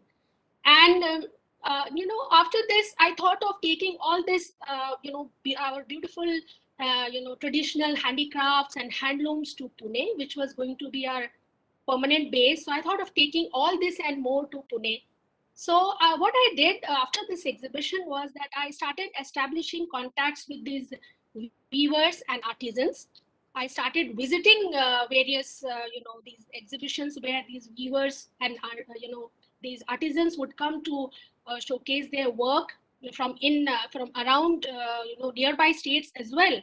So I started building my contacts, and I also visited Raghurajpur. Now, I don't know how many of you have heard about Raghurajpur, but it's a heritage village, and it is the whole village is involved in making these palm leaf paintings.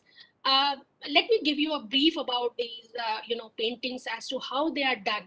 Now, these palm leaves are plucked, they are dried and treated naturally, and then they are stitched, and then artwork is done with the help of needle and natural colors, and they look beautiful.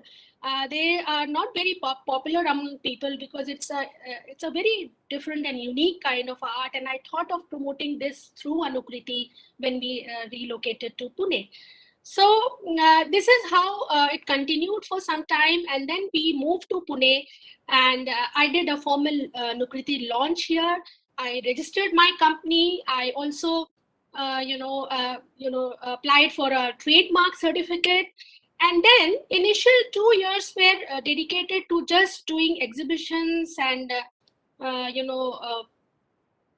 we also did some tie-ups with a few shops which were selling similar products like us.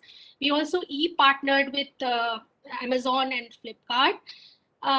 Moreover, I also associated myself with an organization which was into promoting handicraft and handloom as a curator. Now, working for someone else was a pain, but I, endured this because, I wanted to learn and wanted to build, similar kind of contact. So this helped me in approaching different my kind of client. And in the meanwhile, I also got recognized for promoting sustainable art and handicraft. So this is how it continued. But in the meantime, I got really fascinated with the handloom, the traditional handlooms that we have in India. And our Weavers Connect also started increasing. Now every weaver that approached us came with a pool of knowledge. So I started collecting information on them. I started writing blogs. I started wearing their collection also, primarily for two reasons. One was to help them, and second was to get a first-hand, knowledge of the fabric and feel before I passed it on to my customers. And many people got really interested when I used to wear these sarees. People would come and ask me as to what it was, and it was a pleasure, educating them or giving them information on those particular weaves. So let me tell you that in the past, 5 years, our Weavers Connect has increased manyfold, and we are learning every day about our weaves and promoting them aggressively, and trying to popularize them in India and across the globe. Now, business, there was some bit of risk involved in, every new association brought some bit of risk. But I went ahead with my gut feeling, and let me tell you, barring one or two cases, these weavers and artisans have never belied my trust. Now, history has taught us that, you need to trust, have some bit of trust to move forward. And this is how I feel that my journey is going ahead. I feel that, I have to be a learner all my life, learn from my mistakes, and carry on, but never give up. There have been challenges. In fact, COVID time has been a big challenge for us, where our retail, business got really impacted, and we had to rethink about our business model. We moved to, made to order kind of a, setup. Earlier, we would stock our products. Now we almost don't do that, and this is good for our profit margin also.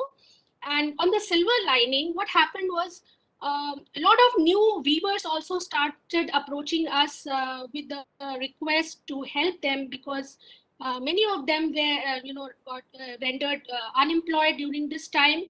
So I remember one incident when Gulfara from Chanderi, she, approached me saying that, madam, I'm a woman weaver. Can you, if you will not help me, who else will? Now that was something which really touched my heart, and Gulfara and her family ever since has been weaving beautiful Chanderi saris for us. Similarly, Adiba from Bhagalpur, she weaves beautiful these linen and tussar silk saris for us. And Nivedita from Bengal, she weaves beautiful Jamdani saris for us. Also, we got these Adepu from Pochampalli. He supplies, he weaves Pochampalli saris. In fact, the sari that I am wearing today is a Bhojodi sari, which weaver from Kutch. He, we are associated with him to provide this kind of sari. So now we are almost. It gives me immense pleasure to tell you that we have almost weavers connected from all over India now and promoting their work. Now we have seen, even history has taught us that business and empathy goes hand in hand. So during this COVID times, it was such a difficult time that and we tried to help our viewers and artisans in whichever way we can. We donated some funds, and we also bought their products to help them. And we also started a stitching division with the help of a few enterprising women who they stitch blouses for our customers now. And I'm very happy to tell you that now a lot of these women work for Anukriti, and they are indeed our strength. Now, as far as journey is concerned, I would say that resilience definitely pays. All we need to do is follow our passion, work hard, come out of our comfort zone, and carry on, but never give up. For women, it is there's a misconception that if you haven't achieved certain things by certain age, you are a failure. Whether it is getting married by a certain age, or having children by a particular age, or doing well in your corporate job, there is always racing against the clock. Let me tell you, let us not limit our dreams to any timeline, and let us follow our passion and carry on with our dreams and never give up. This is what I would tell everybody. And to me, my Anukriti is my journey. It is not a destination, and happiness is handmade. And I feel it's never too late to start. So I wish you all the very best in your future endeavors, and thank each one of you for listening patiently to my story. Thank you so much. Thank you, Anuradha, for sharing your journey with us. With that, we have come to the close of the main, everything that our panelists have to say. There are a couple of questions that we have in the chat box from Shivani Paturi and Yatri Rathore. We'll get to them in a bit. But I want to urge other attendees and everyone who's here to think about what you heard, and you heard a lot of interesting things, and type in your questions in the chat box so we can take them. Meanwhile, I'm going to use the privilege of the chair to start off the discussion. And this question really comes from listening to all of you, and it's a question that I have for all of you as well. So, and anyone can start. It's not. But I was wondering, how important was it in your very different journeys, which we've heard, but all the journeys are full of challenges and new things that you encountered. So, how important was it to have female mentors or figures of inspiration in the kind of challenges that you set out to meet? Rajul, you spoke about your mother, and all of you have in some way or the other talked about wanting to be inspirational figures, right? For especially for the girls out here and out there. So that's a question. If you could say a little bit more about this, did you feel the lack of a female mentor or inspiration figure in what you did? And this is for all our panelists. So whoever wants to start.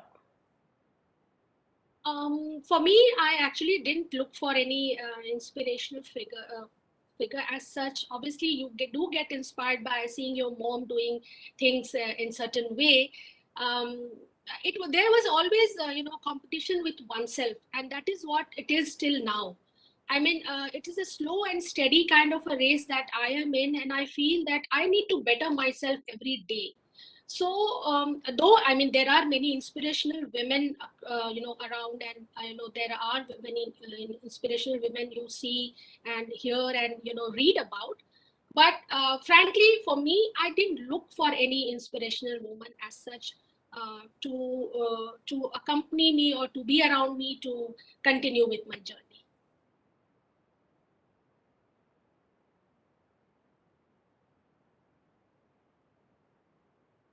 Yeah, hi. I would second what Anuradha, I don't know your name, how to pronounce it, Anuradha or something. Anuradha, okay, it is showing, okay, N is missing there. So I would actually second what Anuradha just said, because for me, inspiration is like my mother, and seeing the difficult phase what they were going through, that's exactly was inspiration for me, trying to do something better which not everybody has done. And at this moment what I want to be an inspiration, because if I fail, I generally feel that if I fail, I would be one story just like that. But if I succeed, then there will be many people who are in a similar boat of mine, would be looking at me for an inspiration.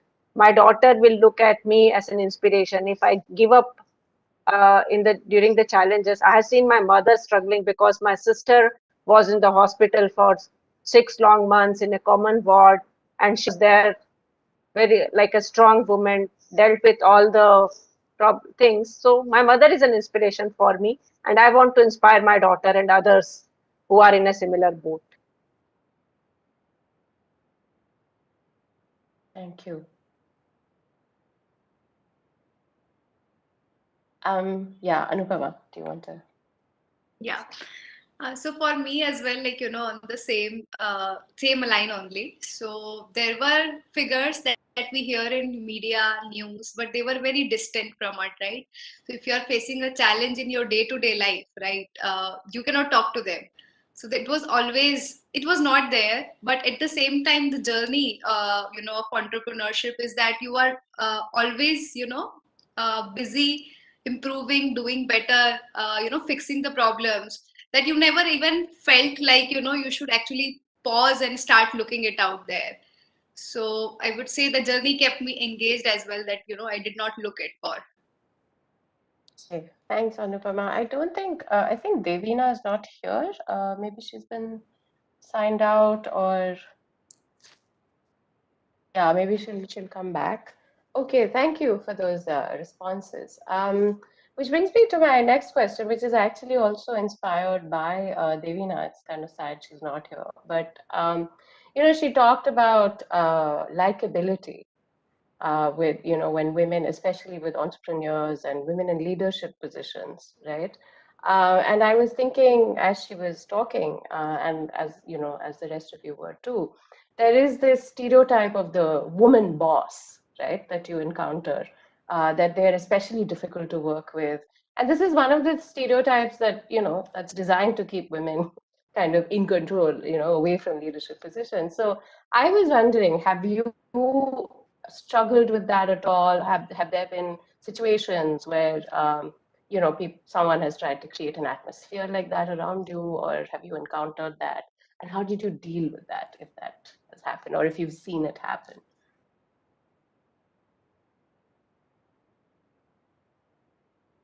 Again, all three of you. So whoever wants to. I would say yes. Frankly, okay, please go ahead. No, please carry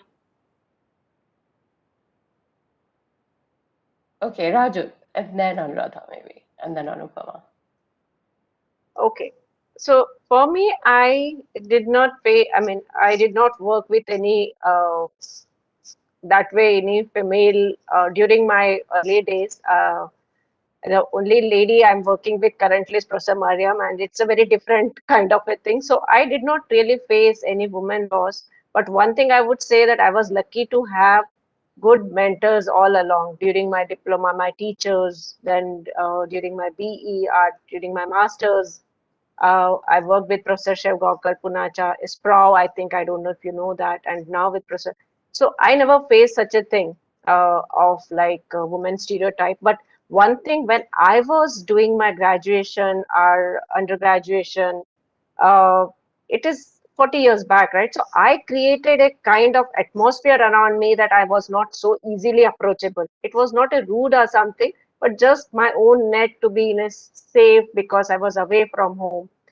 So, but when I see my daughter in same age when she was under graduation, she has a different mindset when I created thing around me. So people do call me rude sometimes that when I was doing my masters and all. But I believe that you're not selling ice creams, and it is not necessary that you be liked by everybody, right? If you are trying to create be liked by everybody, then I think you're not doing justice to yourself. So it is okay. People don't. Not everybody likes you. The right people will definitely like you, and that is fine with me.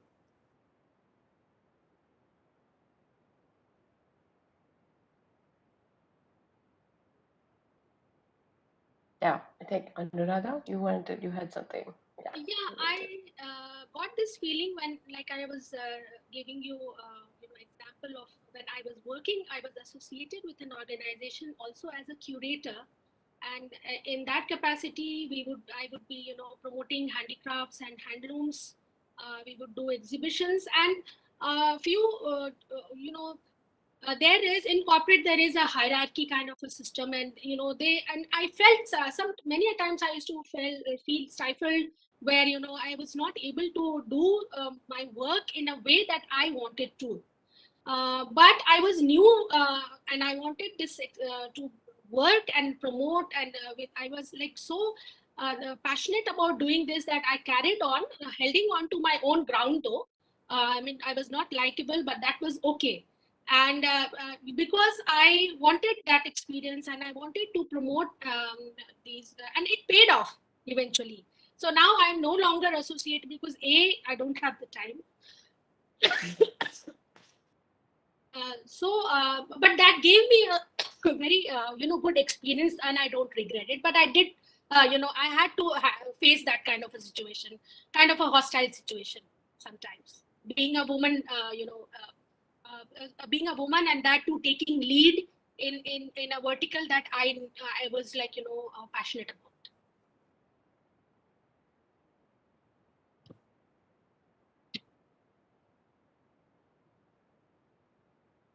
Anupama, Yes, Mita, you want to add? yes. So I have heard a lot, these things that, women leaders are generally, bossy. They are difficult to work with. But I think you will find those kind of figures generally in corporate environment, maybe. So, for example, when we talk about, where we were studying the university, all the female professors that we had, they were very approachable. They were very kind. We could not see those traits in them, right? And those were the figures that we were seeing around.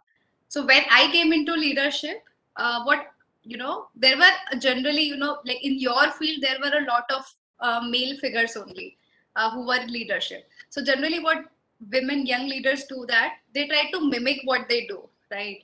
So even though it does not align with your true values, but you would want to still mimic that, and somehow you are not happy doing those things, and what you create is also difficult for others to adjust. So what I did was, like, I tried that too, but I could not feel myself. So what I thought was that let's not do that way. There are different kind of leadership styles that are that you can do, and which you feel comfortable with, which are aligned with yourself. So they say that women basically they prefer empowerment over putting power on your subordinates or your team or colleagues. So we prefer collaborative approach over competitive approach. So we will build, we believe in building relationships, like, not over, just like cut the cost, cut the sales, do it fast, that kind of environment. So we are, by in general, women are better at planning. We have empathy, so we can connect with people, and can actually there are other tools of leadership as well which can be used and can create a beautiful environment where everybody feels us happy, and they can grow as well. So, because we do not have a lot of leaders around, so we generally, copy what men are doing. Oh, that's an interesting thought, Anupama. And I mean, I guess it's kind of an eternal debate, right? Like, what is a good way for a woman to lead, and what are the qualities that are required, and where do they come from, etc. Right? But one common thread I think that I've heard from everyone on the panel is that what women are really good at doing, and it's because we've been forced to get good at it, is to turn crisis into opportunity, right? That you have a negative situation and then you turn it to your advantage somehow, right? The pandemic, Anuradha spoke a little bit about it, right? But COVID-19 was a pretty out of the blue kind of emergency crisis. So Rajul also spoke about the crisis that your company was into, right, during this last 1.5 years. So I wanted to hear a little more about that, about the challenges that you faced, not only your multitasking during the pandemic, right, but also just in your in your work. So both aspects, if you could talk a little bit more about that, about the challenges of the pandemic for you as women entrepreneurs. And maybe Anupama can start this time, and we'll go on to Anuradha and then end with Rajul. Okay, so challenges in pandemic was, first of all, I think like everybody has to work in a remote setup, right? And we are not like all the education, everything that we have done so far is always in premise, right? Where we are collaborating, connecting with each other. But in a remote fashion, it's completely new thing. So specifically, you are in a challenging state, everything is changing, and then you have to adapt to a different style of working. So I guess that was a bigger challenge that we faced, to work in a remote fashion. And what happens is that, like, you have to always accelerate in a startup environment. But a lot of our pace was reduced because we were facing challenges in collaborating, in doing brainstorming, in connecting with each other. Could be because internet facility were not available, like very good internet was not available into some of the employees cities. So those were things which reduced our pace. And as soon as like things get better, we actually started coming to the office, like, and we say that like our team loves to work together, sit together, have their good bad times together, so we work from office. So that was one. As a woman, I would say that I am actually like, I'm married, but I do not have a family yet.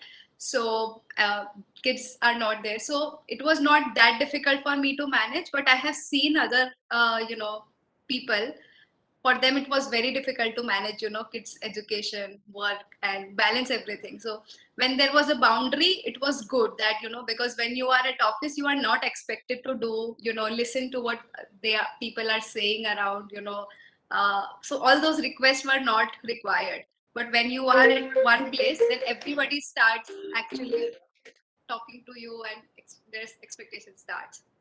So these are, I guess, two things. I would like to hear more. Yeah, thanks, Anupama. Yes, so would I. Anuradha, do you want to say a little bit more about it? Yes, since we deal in the niche market, we don't deal in essential items. So these shops where we used to supply our artifacts and these Dokra jewelries and all, these shops got shut, and obviously that impacted us badly. Um, so we had to really rework on our strategies. I mean, how to move everything on to online, and also these exhibitions. Many people like to have the feel of the things when before they buy, and these kind of exclusive handicrafts and handicrafts are one of them. So that was definitely a very challenging time, but we gradually moved to now, of course, businesses are now people have got used to doing businesses on WhatsApp and phone calls and things like that. But it happened gradually. Initially, it was very bad.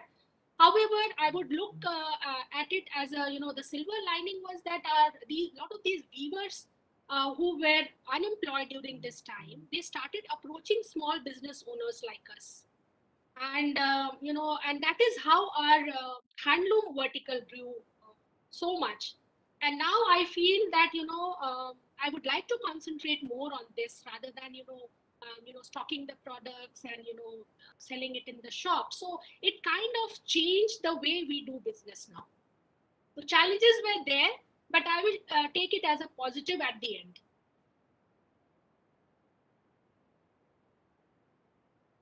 Thank you. Yeah. Yeah. Yeah, so for me, I always, I never consider anything as I consider everything as a blessing. So even for COVID, I know there were a lot of issues, but I always believe that it is a blessing in disguise. I'm a very optimist kind of a person.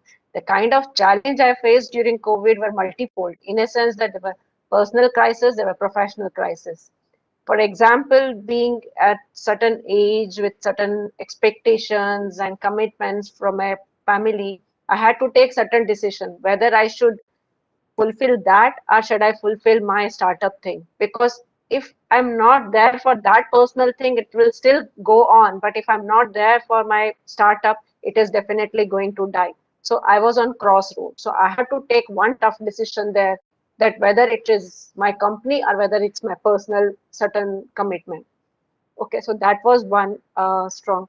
Second thing, unfortunately, my co-founder, I mean, I am in IIT Bombay campus, I stay, but my manufacturing and all, my office is in Pune. And one of my colleague, co-founder, was taking care of it. And he, during COVID times, because of certain personal thing, he had to leave. He left the SoilSens and joined a company for certain personal things, reasons. So for me, being at Bombay during COVID times, with travel restrictions, with orders in hand, with customers on my head, I didn't know what to do, right? It was almost like I was kind of in a position to give up. So how do I manage that? That was the most challenging, and I used this time to do a lot of research, right? Being at home, talking to the engineers, developing new products, modifying the products. So this time I actually used it that way, come up with new products and just completed those orders. In fact, during COVID time, I launched one new product, new version of the product. So that is how I take everything as a blessing. Certain things are blessings, certain things are blessing in disguise. Even my PhD was kind of a blessing in disguise. So I think we are. It is up to us how to deal with any situation. Yeah, thank you for that. I guess, especially being women entrepreneurs, that attitude is really, you need it to succeed. Welcome back, Devina. We were just talking. We missed you earlier, but am I audible? Can you hear me? Yeah, I can hear you. I'm sorry I Okay. missed Yeah, so we were just talking. Yeah, no, that's okay. I mean, I had a question for you because it was inspired by what you talked about a little bit. So maybe I'll just ask you that before going on to the pandemic question, which we were just talking about. But you talked about likability, right? For women in leadership positions, especially. And I was wondering, we talked about this already with the others, whether there have been situations in your life, if you could give us an example, just to think about, where you have been forced to deal with the stereotype of the woman boss, right, who's extra tough and extra difficult or whatever, and this is one of those kinds of images that people build up, right, especially to deter women. So could you say a little bit more about that, and maybe an anecdote something would help. Hello. Am I audible? Yeah. Yeah. Yeah. So this stereotype, this stereotype thing I face all the time. And actually, even women, it is sad, but women also expect women boss to be more softer, more, and if we are not soft, then they stereotype you as you can't understand, you don't. They wouldn't say the same things to a male boss, which they can easily come and say to me. Right, so these are some of the things which I really have to tackle or handle very carefully and very strategically, because their expectation from a woman boss is different what it would be from a male boss. And it's me, like it's me that I'm also accessible. I'm more accessible. I'm not that kind that who will build a wall, or I'm very accessible to my employees. So at times I do face this, that they expect more out of me than me expecting from them. But then at the end of the day, I have to find, and it's very, I have to handle each individual differently. So I am also now, although it is not my subject, I'm more of a psychologist now, a human psychologist, especially a woman human psychologist, because I know what's going on behind her scene. If her child's exams are going on, I know she will be in a totally different mode. So she's sick in the family, then she's in a different mode, and when she comes to work, all that frustration I can see at workplace as well. But I have to understand that, so my understanding is, so I have also matured during all this time, and now my understanding has also improved a lot from my women employees especially. But yes, they do expect more from a woman boss than from a man boss. Oh, thank you for that response. Yeah, that's really interesting. Professor Roy has a question or a back comment. No, I have a question. I have a question to all four panelists. It is a hypothetical question, but imagine a situation when you are hiring and there are two candidates which are at parity, equal in merit, accomplishment, CV, etc., their expectation of salary, everything is equal except the gender. There is a male candidate, there is a female candidate. Whom would you prefer?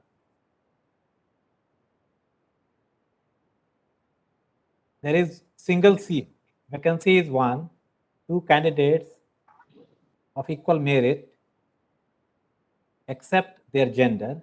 Whom would you prefer, or whom would you appoint?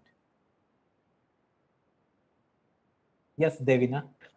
Yeah, so in my case, I will any day choose female, because my kind of business is also such that I would prefer a female candidate over a male candidate. The only thing which I have to consider is the timings of the work. So many a times women can't stay back, or that is the main issue, where the gender, where I have to consider the gender. Otherwise, any day my preference would be female for work if everything is same, if the credentials are same. But my problem is only with the timelines. So, but still, I would prefer a female candidate over a male candidate if the credentials are same. Anupama? Sir, I lost you actually, internet was not working. So what I'm assuming is that you asked like whether you would prefer a female candidate for hiring or a male candidate. Is that the question? Yes. Okay. So given that, the right answer is female, Anupama. Yes, sorry. Go ahead, Professor Roy. I would actually be honest, and I would say that I actually, whenever I'm hiring, I look at the person, their capability. So we give them an activity. So we don't, like hire somebody just based on like what they said in an interview. We give them the activity which is closer to how they are, which is closer to what they are supposed to do. And based on, what they actually, how they perform in that, we actually hire the student. But if you will ask me, like in my team, I can tell that, there are female members who I can trust more as to, compared to the male candidates. It's because, uh, they always keep their word. Again, they are good at planning. And if they have committed, that this they will do it by then, they will not, they can keep away themselves from the distraction and will, just focus on the work and get it finished. And because like if the timings that Miss Devina was saying is also true, like because female has to attend, matlab, have multiple responsibility. So how do they manage their time is completely productive. So it's not like, if they have 8 hours to do something, then they know that after 8 hours they will not be able to do work on this because they have some responsibility. So they will completely dedicate that time and will get things finished. So that's what, I would say.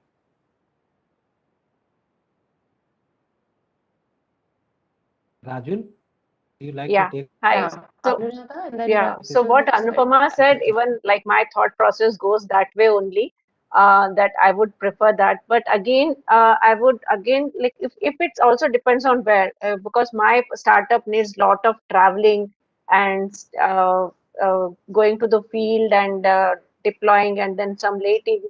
If that is the kind of job, maybe I'll first ask that person, because then it becomes a lot of, unfortunately, whether we agree or not, the safety and the security is also our responsibility. So maybe for such a job, maybe I would prefer male here, but otherwise, I would also, and I try to keep the balance. So here also, when I do an employment, I try to see whether I have, if there is a balance or not. I don't want to start doing that. I instead of just to gender equality, I would not like hire all 100% women, but I will not even hire 100% men. So I'll try to keep that balance. I will not try to create that disparity.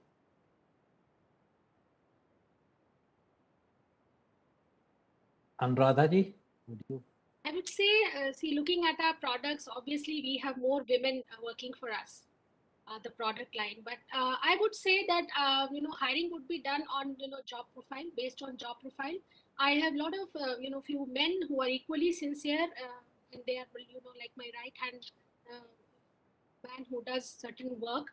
And obviously women are meticulous, but it will all depend on the job profile, I would say. But Thank here you. I would like to add, yeah. Yes. Yeah, go ahead. Sorry. Here I would like to add, Professor Annie, one thing that once I visited one of those government labs in India, and kind of a government labs, and then there I saw only one woman sitting at reception, and none of the clean rooms had a single woman, which was kind of, I mean, I was kind of, and then I spoke to some people around, not directly, just to find out why there are no women in those clean rooms and other facilities except for at reception. So there is a lot of disparity there.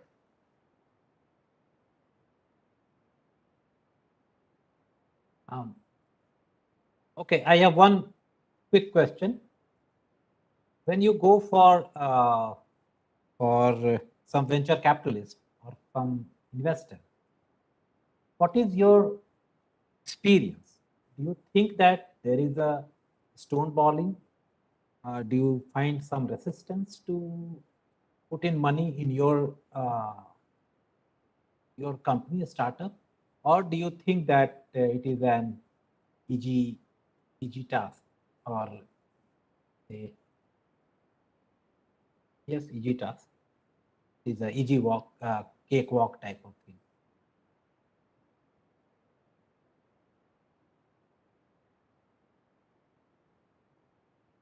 So the question is, again, let me translate. Do you find that in this certainly male-dominated society, do you find that getting investment by a female entrepreneur hard?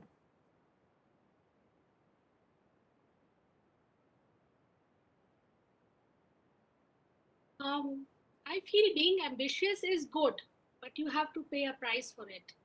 As far as I am concerned, I am not looking at CEO or anything as of now, but Anukriti has the potential to grow much bigger, and we will look into it in future maybe. But it is tough definitely, because there will be expectations, and there will be timelines, and there will be a lot more pressure, is what I feel.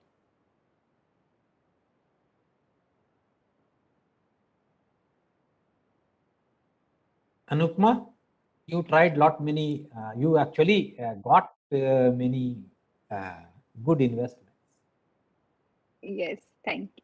So, investment world actually, so I'm not a solo women entrepreneur. So in our business, me and my partner, so both of us, like we are husband wife now. So I cannot, tell like what happens when a single woman is going and going for, raising funds. But when what I have seen is generally. Uh, like we have raised funds from people, but they were very so in the tech world and the tech investment sites, people are actually not that much gender biased. So they look for opportunity, they look for capabilities, they look for whether they can trust the team, whether they have a background, whether they can build it or not, and that is how they take a decision. But they are still they actually take care of this thing as well. Like if there is a woman, like how long is she going to be committed for? So when if they are giving you funds, they will take your long commitment as well in the agreements and everything. So I guess so in our case, because we were married, so they know that they are going to stick around, and like this is not going to happen, and she will marry someone else and go like will eventually leave the firm. So that was not the scenario with us. So it was helpful. Things were in favor only, I would say. And there are actually, I would say like the scene is not that bad as well in the women field, because there are a lot of funds, lot of activities which are, just around females, so which are made for female entrepreneurs. There are a lot of grants available outside. So I would say that look at the positive side only. Okay, there is no path in which you are not going to face roadblocks. It will not happen that everybody is always going to say yes to you. You will hear at least 98 times no, and then you will hear two yes in a investment field. So you when you reach out to 500 investors, then you are able to turn later 5 or 10 investments. So that I would say that just keep going. Therefore, I don't have any startup. Okay, so over to Shefali. Shefali, we are just on time, so you can. Professor, I think there's a couple of questions in the chat box. I think we may exceed by about maybe 5 to 10 minutes. I don't want to, especially Yatri's question is, a very hot kind of question. Maybe I can pitch it to, just in the interest of time, to specific panelists, maybe Anupama and Devina or Rajul can answer this question. He says, how to start with the idea for the first time? Should we share it with friends or keep it a secret, since there's a lot of jealousy, etc.? Not all want us to succeed. What would be your advice? Ask for help or not when you want to start your own venture? I would say you provisionally, I mean, if the idea is really good and you're worried about it, just file a provisional patent and then go and talk about your idea. See, until as you share and talk about it, if you keep it to yourself, it is just remains with you. It is not going to go further. So if you're so worried about it, file a provisional patent. It is very easy. And then go ahead and discuss. Okay, Anupama, do you have anything to add to that, or? Yes, so it depends on the idea as well. So for example, when it comes to pharma or those kind of things where you are creating something unique, right, and which like anybody cannot just do it, right? In that case, I guess what ma'am said, the patent way is what you should actually go after.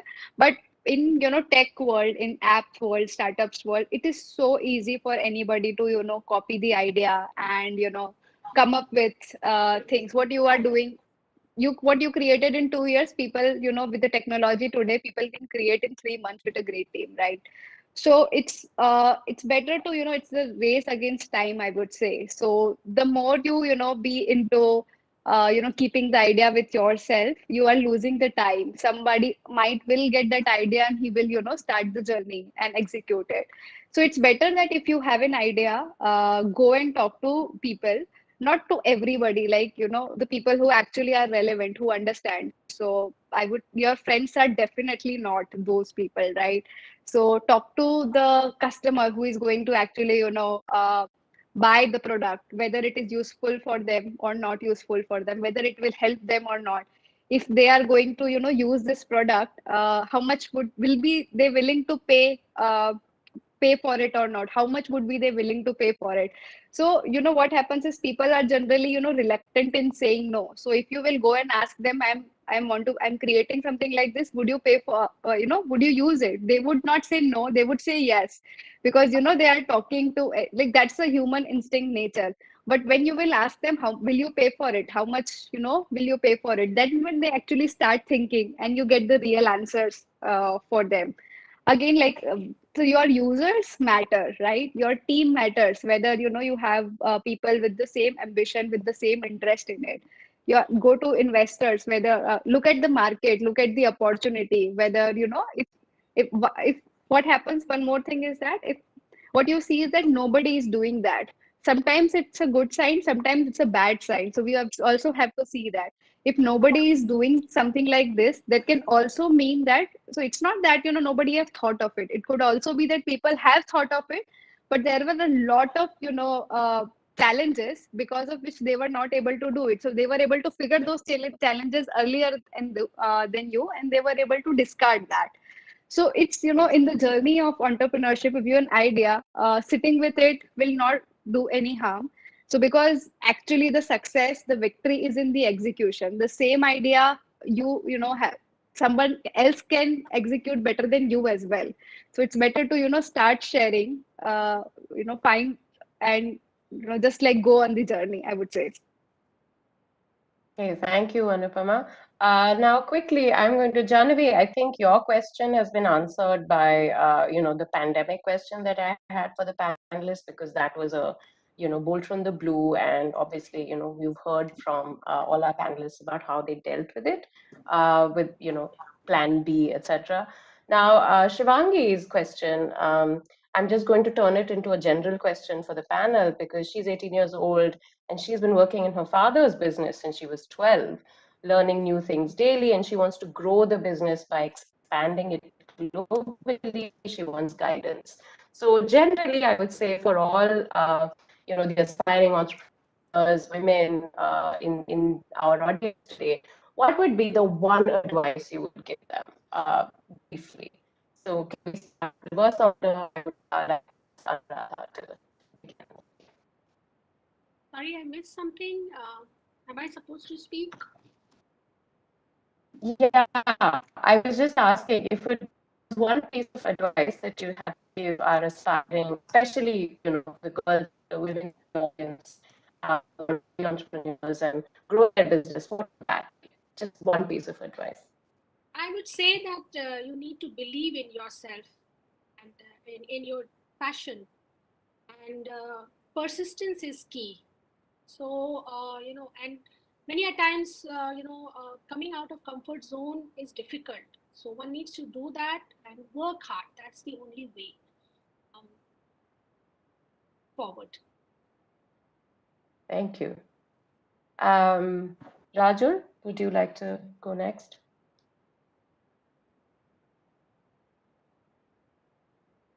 I mean, it's just that.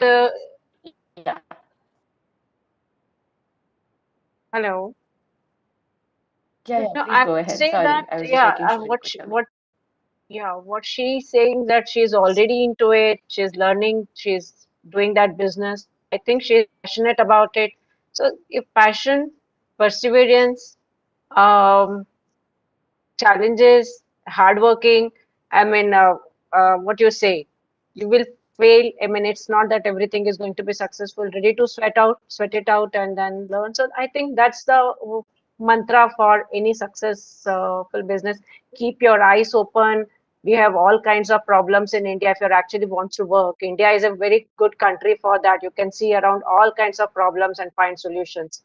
So just keep your eyes and ear open, and I think that's the way one needs to go forward for any business.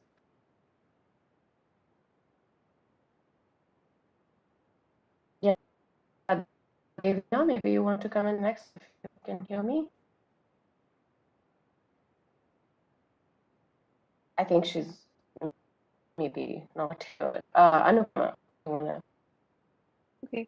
So, ma'am, I'm also losing you. Are we talking about Shivangi's question, which is in the chat? Yes, but I've also turned it into a general question for others in the audience who are kind of aspiring entrepreneurs, want to grow their business, etc. They're already, kind of beginning to think of this. So, what would be the one thing you would Okay. Okay. advise So, them to do? yes. So I think like what Shivangi is also saying, and in general way as well. So when you already know that you have something which you want to sell or which you want to reach to the real target user. So if you have to expand, it's better to find the right audience, right? And where they are, and just come into their eyes. So I would say like if you have to expand, what you don't need to actually start figuring out how the logistics would work, how what kind of registrations you will have to do, what kind of company you will have to set up, how what are going to be the taxes, laws, so don't worry about those things initially. So there is a concept of MVP concept which is called in in the tech world, in the startup world. And at the same time, what we learn in our college is, like first you test and then you build. So basically, what happens is that you first actually figure out, like you already know in your business that who is your lookalike audience. So you just find them, run an ad to them, or in some way create a landing page and send it to them, where you are talking about the idea that you have, or maybe the product that you are selling. So we're just showing it to them. Maybe it's based in India and you are showing it to somebody outside, maybe in Australia you are showing it to somebody. See if they so with the technologies possible today, you can actually know that who is on your page, who is on the website, who is clicking it, whether how much time did they spend. So you can know as to how much people are actually getting interested in that, how many of them are actually clicking on it or buying, they're giving their email IDs for something like that. Or maybe you put a fake like pay button over there, how many people are actually willing to pay for it. So that will give you an idea as to whether if you will execute it, whether you will be able to drive people or you will be able to drive sales or not, right? And once you have that kind of validation, it becomes easy for you to convince anybody, convince yourself, your team, to actually execute it. And then so I would say that first, like, find the opportunity audience, do this kind of testing, whether they will be willing to do it, and then you plan all the things that how will actually ship things to them. Okay, thank you, Anupama. I'm sure that's really useful. If you have specific questions for our panelists, please email them or get in touch with them, on social media or whatever. We can't take specific questions. I'm sorry, we're out of time. So this is, my time to thank all four of you. Thank you so much for coming, for giving us your time and sharing these really, really amazing stories with us. Before I close the session, we do have virtual tokens of appreciation that we would like to, give you in the presence of our audience. So to start with, thank you so much. This is your virtual video, but hopefully, you will get an actual solid thing soon. Devina, Bhardwaj, thank you so much for your talk and for sharing your experiences, as well as your kind of the wisdom that you've gathered from your experience with us. Thank you. This is your memento. which will reach you soon, I hope. Dr. Patkar, thank you again for coming and sharing your experience and your journey with us. This is a token of our appreciation. Hopefully, we'll reach you soon. And finally, Ms. Upadhyay, thank you for joining us and sharing your very particular, very interesting journey with all the participants here and us. This is a token of our appreciation. Again, we'll reach you hopefully soon. Thanks. Thank you all. Thank you so much. Thank you. Thank you, IEEE Gujarat section. Thank you, Shefali ma'am. Thank you, Anil Roy sir. And thank you, Sanjay Srivastava sir. And thank you to my beautiful panelists who were along with me. I learned a lot from you guys as well. So thank you, Anuradha ma'am. Thank you, Devani ma'am and Rajul ma'am. Thank you. All right. So it was nice listening to all four of you, the wonderful journeys, wonderful success stories, and a big inspiration to all of us here. I would now like to thank Professor Shefali also for conducting this session so beautifully. Can we have the e-memento for her as well, please? Tejal ma'am, please. Thank you so much. It was great being You're part of welcome. this session. Thank you. Yeah. Yes, and thank you all. And now moving ahead, I would like to ask to give the stage to Professor Alpa Shah, and she has some interesting things for you all, for the participants. So over to you, Professor Alpa Shah. Good afternoon, everyone. Thank you, Nirali, and thank you all the wonderful women of wonders, and not just wonders. 7 wonders were something that was very old we heard, but this all women who were leading in technologies, maybe in artistic way, and even in all such diversified fields. It was really very motivating. It was really very enthralling to listen to their journey. And yes, I guess like me, most of the participants would have definitely been very, very motivated. Thank you, all of you, ma'am. Moving ahead, we planned in this session one small technical quiz, right? So this is the kind attention to all the participants. After being listener for some time, I now request everyone to be very proactive, and we'll have one short quiz about it. Let me just share my screen for that.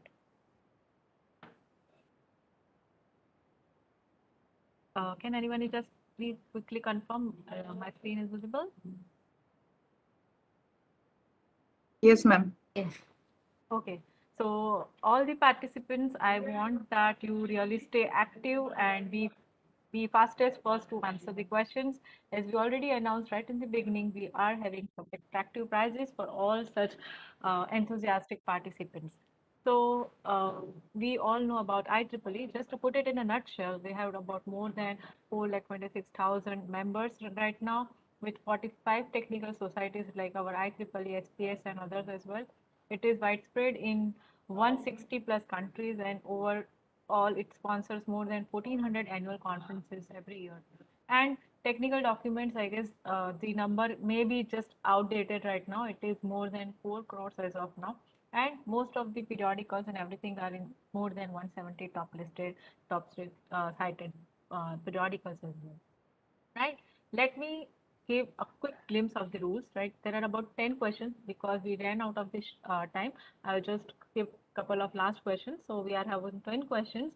I request all the participants to be very extempore, to be very vigilant, to be just on their fastest fingers and write the answers in the chat box. Yes, you can definitely Google the answers. This is what we really look forward. Answers basically they are much more easier, so don't be afraid that it is going to be a very hell technical session. These are just some questions that will make you to participate, that will encourage you and also give some intelligent guesses as well. No negative marking or any partial marking in this quiz. Each question I'll keep open for 30 seconds till we go for the next question. And if how do I judge who is the winner, or how do I judge? So what I take, the person who is answering in the chat first, based on the timestamp of the chat, we are going to pick that person as he is the person who is giving the answer first, right? And prizes and everything will be decided on the basis of the participants giving the most correct answer. So before going ahead, I want a quick yes and no in the chat from my participants. Are we all ready?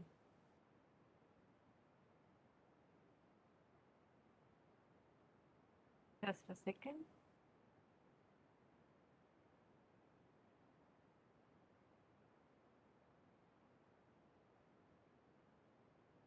I am not able to get a full screen view of along with. So, Tejal ma'am? Yes, ma'am. I request you to just keep an answer on chat because I'm not getting that chat window. I'm just getting the presenter screen. So, you please take care of that thing. Okay. Yes. So, all set, all dear participants. So, the first question, right? We are talking about IEEE. So, that's a very basic question I wanted to ask. IEEE, it was founded in 1884 by three stalwarts of the electricity, telephony, and telegraphy. From telephony, it was Alexander Graham Bell. We all know about it. From telegraphy, it was Norman Green, the president of Western Union. I want my participants to answer me that who was the third person from the electrical one. The times already has started. A quick answer in the chat.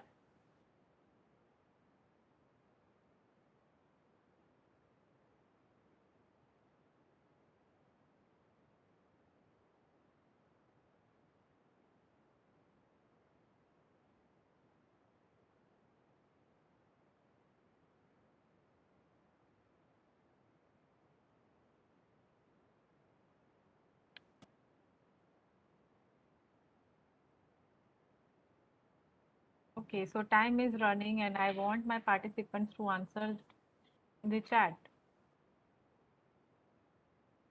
All the enthusiastic participants, we are waiting for your answers. So, any answers? Thomas Edison. Okay, we got some answers in the chat, and our time is already up. So let me just post the next question. Yes, Thomas Alva Edison is the correct answer, and I know Tejaram is on her toes and running with the answers as well. So let me put the question number 2. Say which two important scientific discoveries or experiments inspired the design of the logo? Say, when we talk about this thing, logos, they are very important. So can we just quickly answer that question? All the participants, Google it. I want you to just go back and find out the answers and put it in the chat as soon as possible. Time is running, participants.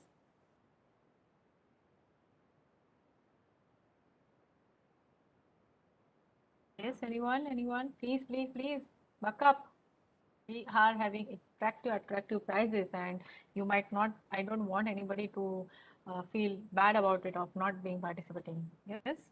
So time up. I guess we had not much answers in the chat, but I still like to give the answers. So the kite in the logo is inspired from Benjamin Franklin's famous kite experiment, and the logo also depends Lenz's law that shows the right-hand thumb rule of electric and magnetic field. Right. Next question. The first example of this particular technology was conceptualized and invented by Edward Thorpe and Claude Shannon in 1955 at MIT. This cigarette packet analog device, the image I'm going to just show you in a second in the next slide, was small enough to fit inside a shoe and was designed to help cheat at a game of roulette. It yielded an expected gain of more than 44% when betting on the most favored octant. This device was again tested in Las Vegas casinos in summer 1969. So can we just say what the device was? Let me just show you the example. Yes, participants, when we have the answers, that what was about it, what the invention was about it, technology that I am trying to conceptualize and invent by Edward Thorpe.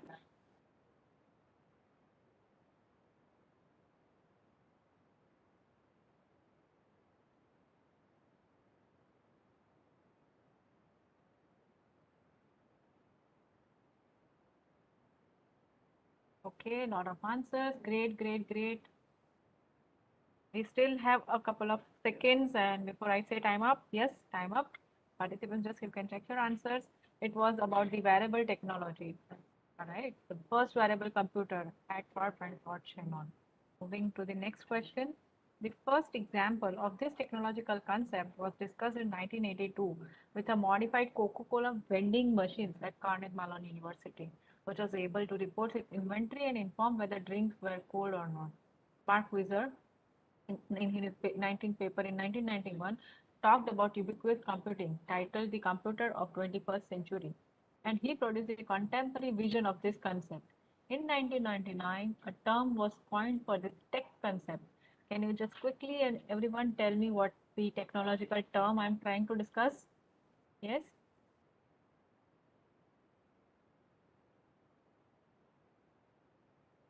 Yes, yes, yes. Please, participants. Very good.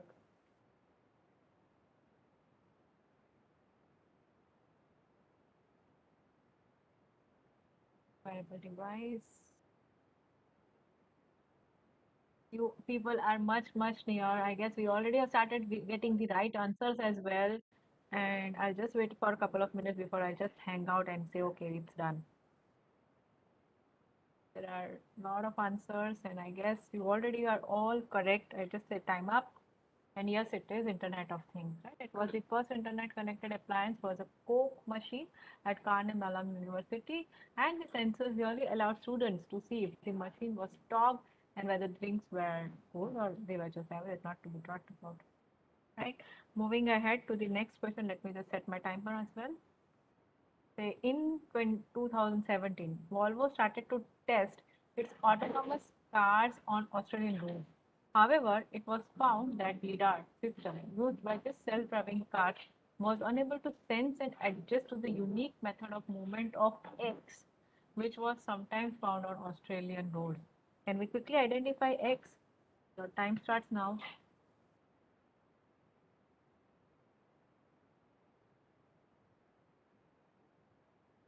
So ID, pointing. A lot of answers, and I'm really happy that all the participants are very proactively answering, and this is what we really wanted. This time is running, and I'll just wait for a couple of seconds. Kangaroos, yes, some are already answering. Kangaroos, deer, and your koala, right? A lot of answers coming in the chat from a lot of participants, right? And I'll just say time up, right? I guess we already had received the correct answers in the chat. Yes, kangaroos, because of their hopping movement, right? It's self-driving cars really got confused because of the way in which kangaroos hop. Moving to the next question. He submitted his PhD thesis in the University College of London in 1965, which disrupted the long-haul communication forever. Some recognize his work even more revolutionary than the 1901 demonstration of radio communication by Marconi. Marconi got the Nobel Prize of Physics in 1909, and he got the Nobel Prize of Physics in 2009. He proposed the theory made Corning world leader in glass industry from 1973 decades. The product of the invention that we are talking about is made up of pen. So can anybody quickly tell about that? What is the invention we are talking about? And the time has already started. Yes?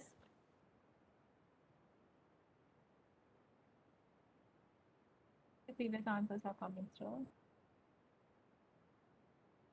Glass, radio, sound, the bulletproof glass, optical fibers, wireless telegraphs. I must say all the participants are really doing a great job, and you must really soon get participation in KBC. Your fastest fingers are at first, right? Time already up. Yes, it was about optical fibers, and I guess we already had that correct answer in the chat also, right? Moving ahead to the next question. X is the basic architecture and communication protocol of the internet. X was first published in a paper in 1974 in the IEEE Transactions on Communication. X was made standard in 1978, and since then it became part and parcel of our information age. Winton Cerf and Robert Kahn are the brains behind this fundamental communication protocol. So can we just say what X we are talking about? And the time has already started.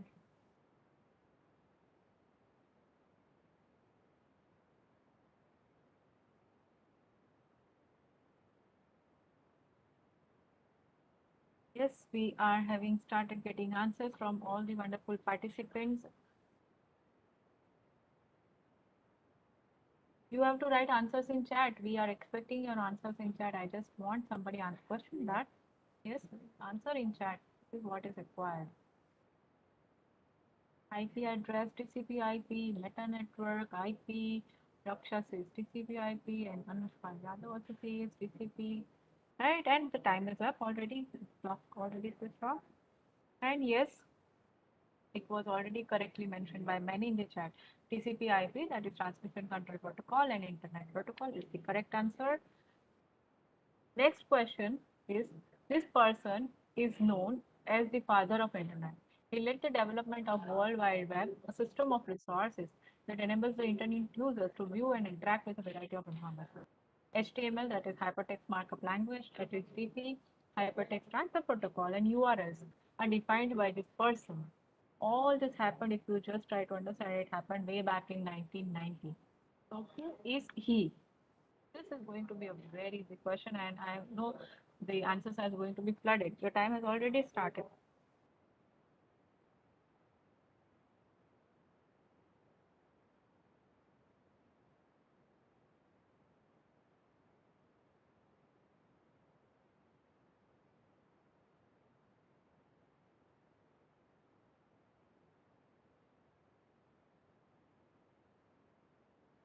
Okay, so let me just check which are the answers in the chat.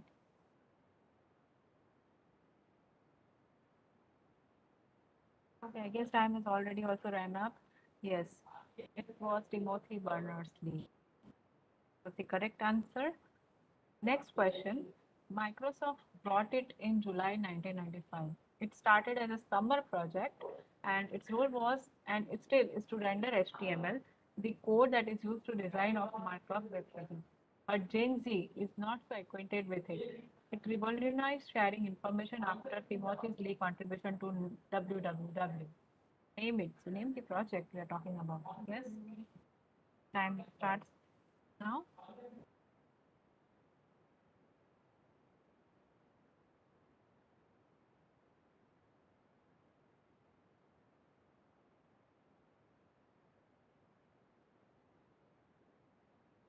Windows 95, World Wide Web, Microsoft, Xbox, Java, Windows. Somebody is putting a question. Is it? Just put it on the chat to everyone. Don't have any private answers to the panelists. We want the answers to be shared to everyone. Please make that note. So the time has already been up. Right, so it was Internet Explorer. Right? It started as a very small project in 1994, and it was used to render the HTML pages. And if we talk about our Gen Z students, Gen Z generation, they are acquainted more with Chrome. So IE has already been taken up with Chrome. And last question, all the participants, are you ready? Let me have a quick yes and no, so I understand that. Okay, everyone is a quick yes and no, or let us put it 0 and 1. 0 is for yes and 1 is for no. Let me have a quick 0 and 1 in the chat from all the participants. There are all you people are really very on your toes and ready for the question 10 on. I guess the time has already started. In March 2017, a New York City-based architecture studio called IO proposed the design of a skyscraper which hopes to create the longest building in the world by bending the building in itself. The skyscraper is called the Big Bend. I'll just show you image in the next slide. And it is called 4,000 foot long skyscraper planned in Manhattan's Billionaires Row. People compared the proposed design of this skyscraper with something in the world of technology. Can we just quickly say what was it?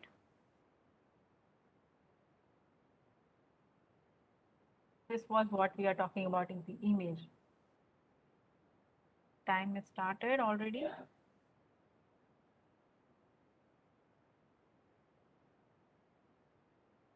Leaning Tower of Pisa. Great. Steel framework, email, Central Park, magnetic, the Big Bend, super slender. 4,000 foot long skyscraper. Planned in Manhattan's Billionaires Row. People compared the proposed design of this skyscraper with something in the world of technology. Can we just quickly say what was it? This was what we are talking about in the image. Time has started already. I'll just give a couple of seconds more so you can just rush back. I'll just come to the previous slide if you have missed the question. Yes. Burj Khalifa, wow. Some very interesting answers coming from the chat by different participants. Okay, so time is up. Time to see the answer as well. It is Clippy from our MS Word, right? The Clippy tool, which was very common in previous MS Word. It helped us to understand that, okay, click something, fine, right? I hope this session of this short quiz was very interesting from my end because I could see how well our participants are really engaged. They are very on their toes and ready to. So with this, I thank you everyone, right? May I now take this approach? I hope everyone enjoyed the quiz as well. Can we have a quick yes and no again, 0 and 1 in the chat for it from our participants? That is just great, just great. So thank you all the wonderful participants. Moving ahead, we have one such more interesting session coming down for you. And I request Dr. Mita Paunwala to take up the stage and continue with our next session. Over to you, Mita ma'am. Thank you, Dr. Alpa, for conducting a quiz very interestingly and in an interactive way. And I have seen that participants were enjoying the quiz and they responding enthusiastically. Don't worry for those people who have not reacted to the answer. We have more quizzes tomorrow also, and that are the technical quizzes. So you could have you will have a best chance to win other quiz also. But that quiz is on a technical basis, and that is based on the session delivered by the experts. So be prepare yourself, be involved into the every session, and get the chance to win the attractive prizes. So let's move on to the last session of the day one. So once again, good afternoon, all of you. The last session of the day one is on the how to write the technical paper. As we all know that the modern world is very competitive with the rise of new ideas to solve it in many ways. So an individual may be brilliant, whether it is a scientist or a students with all the ideas in their hand, but lack of technical skill of writing can be a big barrier when there is a need to share with other people for interest. So this kind of writing is a different from the usual creating writing. And we are fortunate enough to have a very eminent speaker, Dr. Anil Roy sir, with us for sharing the guidelines of writing a technical paper. Dr. Anil Roy sir is a faculty at DA-IICT Gandhinagar and Vice President of Technical Operations of IEEE Censor Council. Since long, sir is with IEEE Forum on leading position, and he received the many awards from the IEEE for his dedication towards the forum. So with this brief introduction, just I would like to invite the sir for today's last session. So welcome, sir, and hand over to you, sir.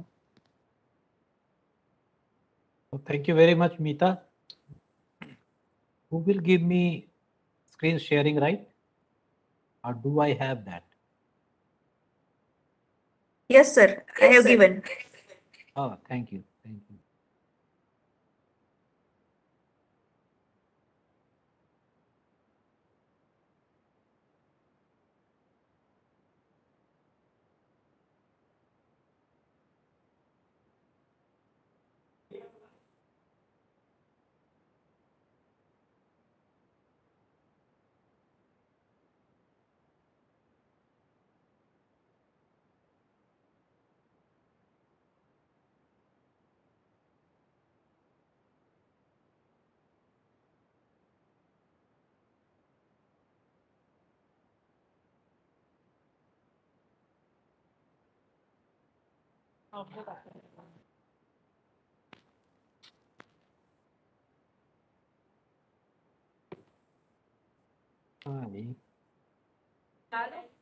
I have been using WebEx for so many years that I am So how can I make it full screen?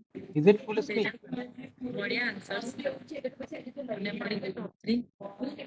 No, sir. Is it full screen? Tejal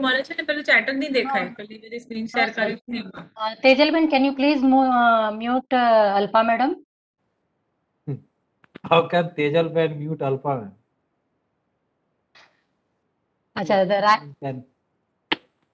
So how can I make it? Sir, please press F5. F1. F5. F5.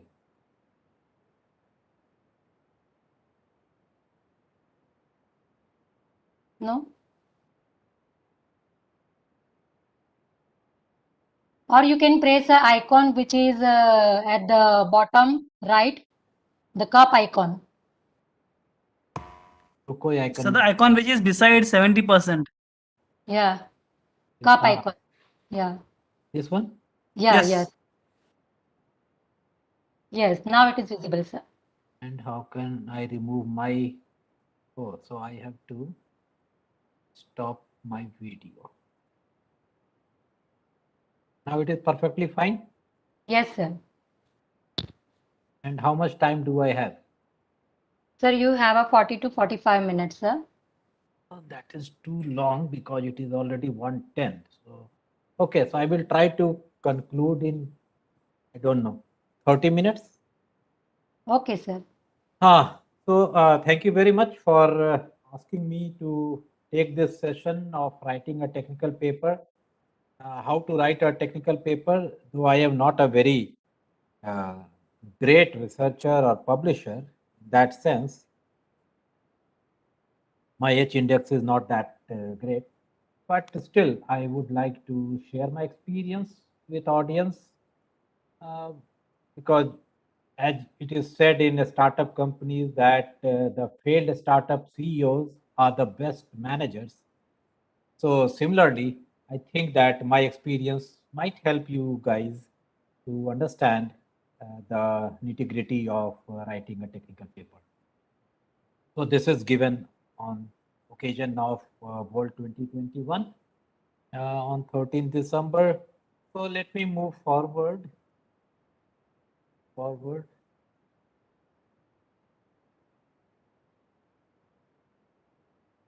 Okay. So first of all, it is very important to understand why we all want to publish. Is it a mad rush of publishing a paper, or it is really an academic urge to publish that is to be understood very carefully? Which are the top databases, or I mean to say that where one should think to publish in? What are the best platforms where you should submit your paper? What is the template of a research paper following which you should prepare or you should plan your paper writing? And some specific suggestions so that how to prepare your paper writing and what are the common reasons for paper rejection, because ultimately those papers are going to be reviewed by some other experts, and those experts should be able to read your mind. On the basis, if your paper is not very articulately written, then howsoever good your results are, your paper is likely to be rejected. So we will look into those possibilities also, that under what condition those papers are likely to be rejected. So first of all, why it is important to publish? If you are a student, you are actually careerist, you are looking forward to making a great professional career, you are looking forward to going to higher studies, you are in your PhD, so there is a requirement to write a paper. If you are a faculty, it is a professional careers requirement. Again, you want some promotion, you want some position, you want to be recognized within your peer group. So you want to publish paper, and through that you want to be recognized in your peer network of researchers. Other regions could be advancement of academics, certainly. Recently, there was a discussion in which people were saying that these researchers or publishers of research papers are actually not understanding the practical situation, don't understand humanity. But the point here I want to make is that unless you do research, unless there was Shannon, the way we are communicating these days would not have been possible. So we need research, we need publication of research, and therefore this is very important to understand how to publish. There are databases and journals. ACM, you all know, is one such database. ACM has various journals, transactions that they publish.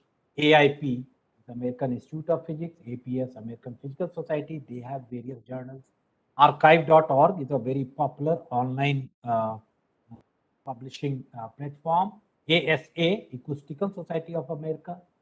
IEEE IET has one electronic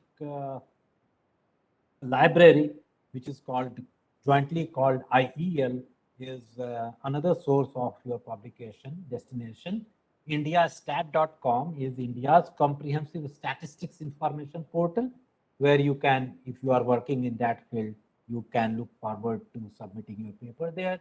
JSTOR Archive, LNCS, popularly known as LNCS, is lecture notes in computer science. ITU, International Telecommunication Union, has its own publications.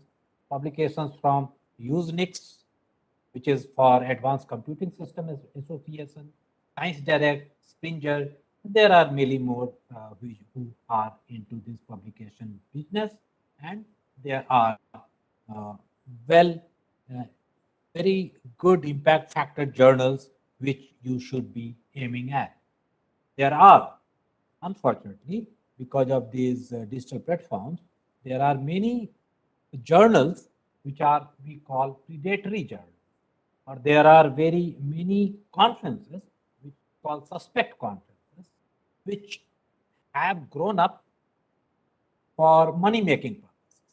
So you must avoid those predatory journals or suspect conferences, submitting your papers in. Whosoever wants you just to pay something, $500, $600, and gives you an acceptance within 2 days or 1 week time, please abstain from that type of publications. There are many journals which are open access journals, which have very fantastic impact factor. They ask for this authors have to pay for publishing in those open access journals, because the philosophy of open access journal is quite different from the philosophy of these predatory journals. So you need to understand the difference between these two. And open access with good impact factor is not a bad deal, but predatory journals certainly are a big no. Since this is an IEEE platform or IEEE event, therefore I take 2 minutes to speak about IEEE publication platform, which is IEEE Explore, which has currently, this image I have taken just in the morning, we have 5.5 million articles on IEEE Explore digital collection. It was 3.5 million in June 2013. So you can see that almost 20,000 articles are added each month on IEEE Explore digital platform. And if you if you find out the uses of these articles, uses means downloads of these articles from IEEE Explore platform, 58% of users is in Asia. So Asia is a very big customer for these articles, these research publications. More than 15 million downloads each month we have been seeing on IEEE Explore. It is tremendous. And this is one business which was not impacted during pandemic also. During pandemic, rather the download numbers have risen during pandemic in these 2 years. which is reported by IEEE each year in December board meeting or November board meeting in these past 2 years. So we publish approximately 200 transactions, journals, and magazines. The number was 154 8 years ago. We have 1600 annual conferences. It has grown up from 1200 of 2013. More than 1200 active technology standards we have, and 900 work in progress in standards which are going on. 400 e-learning courses we have, 4,000 e-books collections we have, and back file to the late 1800s which are available on IEEE Explore. And therefore, IEEE Explore is a good destination for you to publish. This Thomas Reuters Journal Citation, JCR, which publishes each year which publication house are performing good, who are where. So the latest report of 2020, which was published in June 2021, says that by impact factor, 20 of the top 25 journals in electrical and electronic engineering domain that IEEE publishes, 9 of the 10 journals in telecommunications domain that IEEE publishes, 5 of the top 5, all top 5 journals in automation and control systems belong to IEEE. 4 of the 5 journals in computer science belong to IEEE. 3 of the top 5 journals in AI domain are also from IEEE. So you can see very well that IEEE is no match for a researcher, for an aspiring researcher. From the same report, it is also given that IEEE publications ranked #1 in their respective categories. These are the journals which are #1: IEEE Access, Communication Survey and Tutorial, Transactions on System, Man, and Cybernetics, Systems domain, Transactions on Pattern Analysis and Machine Intelligence, PAMI we call it, Wireless Communication Magazine, Transactions on Services Computing, Industrial Informatics. So if you successfully publish in any of IEEE journal, certainly the visibility of your paper is going to be much more higher than any other competing publication platform, and therefore IEEE is where IEEE is. IEEE also leads in patent citation. The top 20 publishers referenced most frequently by top 25 patenting organizations. These are these horizontal bars are those 20 publishers. You can see that the top is IEEE, which is cited most frequently by 25 patenting organizations, and that #1 position is not all just a #1 position. It is 3 times more than the nearest ACM, who is the nearest competition for IEEE in that sense. So certainly, it is an achievement if you publish your paper in IEEE Transaction or Journal or Magazine. But the question comes of quality. Not every publication or not every submission is going to be accepted. Because of various issues, quality is one of them. And quality is the most fundamental issue which determines whether your paper is going to be accepted or not. And therefore, we thought that it would not be a bad idea to have a session on how to write a technical paper in this event. So there are 2 key prerequisites. Prerequisites means before you start thinking of writing a paper or deciding to write a paper, rather, to be more precise, there are 2 requirements. One is that your work, you should have the ability to understand that your work has certain technical quality which is original, which is innovative, and which you may claim that it is an advancement of a state of the art in that domain. It must fit into the journal or conference topic areas. So even though your work is very fantastic, if you submit it to a journal where it does not fit, it gets rejected. So that knowledge is also very important. And other prerequisite is the write-up of the paper. Your writing should be so lucid, so well written. And unfortunately, right now, all or most of the best cited journals are in English language. So you have to be, your paper must be in English. Must be in English. Therefore, your fluency in writing in English should also be one criteria of whether you should write or whether you can write a good technical paper or not. And therefore, in many universities, we have a course at PG level how to on technical writing. And in that, majority of the time, we spend on English writing skill. Grammarly has got a very big business because of that reason only. So the checklist, whether you should be thinking of writing a paper or not, is given on this slide. That you should ask, does my paper advance previous one, or does it introduce a new concept? Because if you think of Newton's law of motion, certainly previous work was not there to compare with.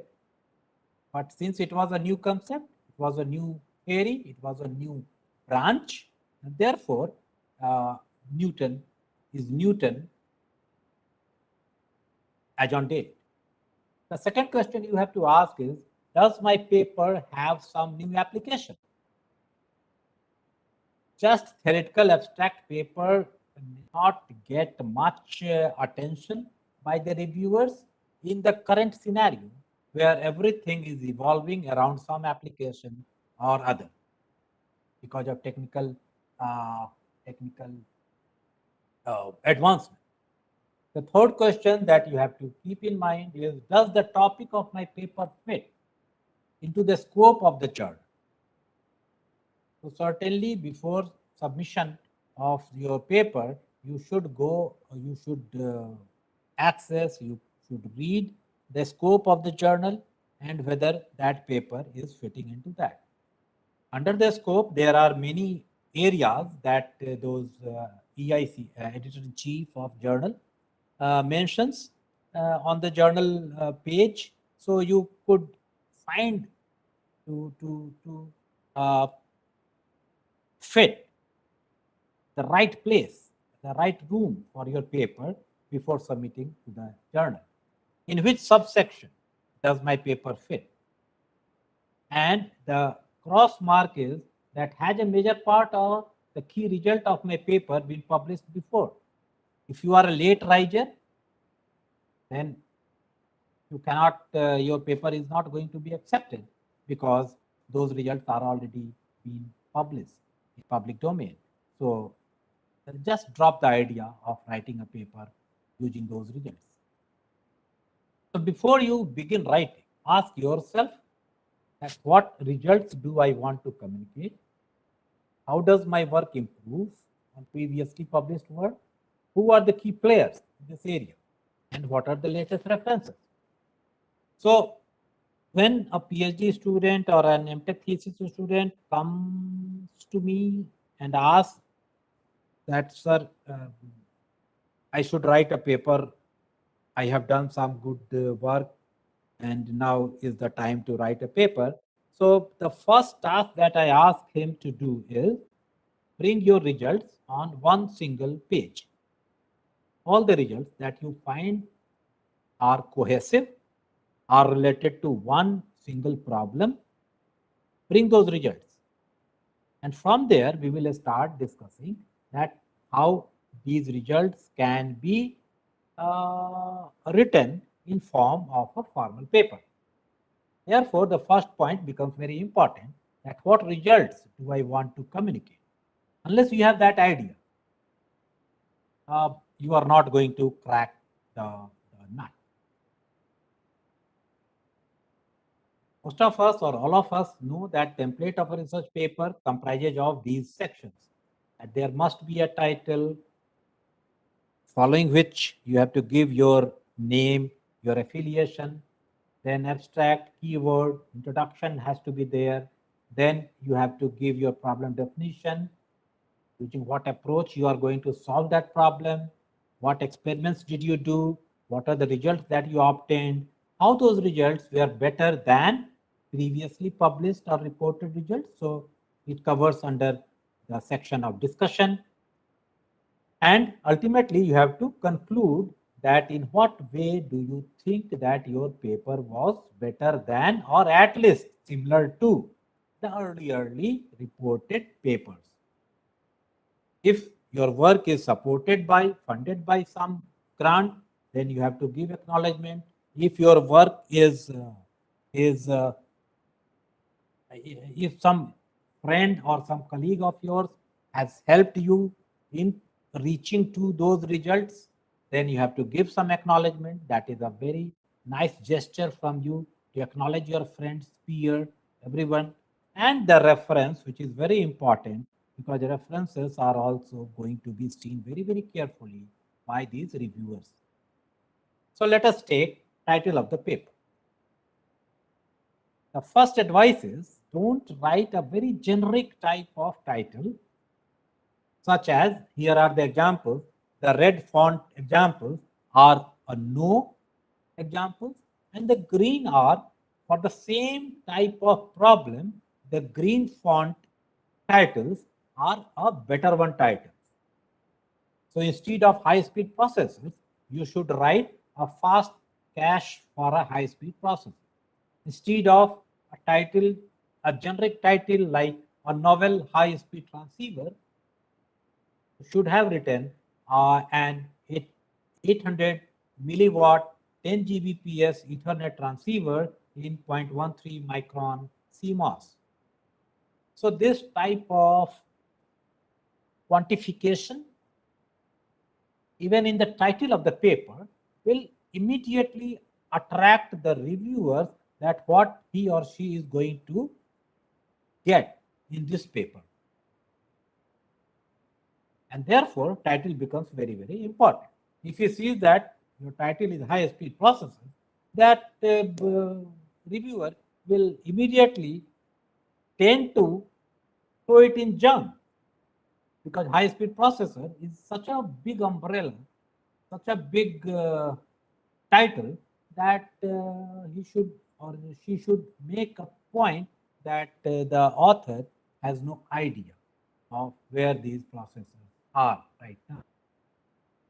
Never use superlative phrases, not only in the title of the paper, but even in the core of your paper or in the main body of your paper, like extraordinary, unique, exceptional.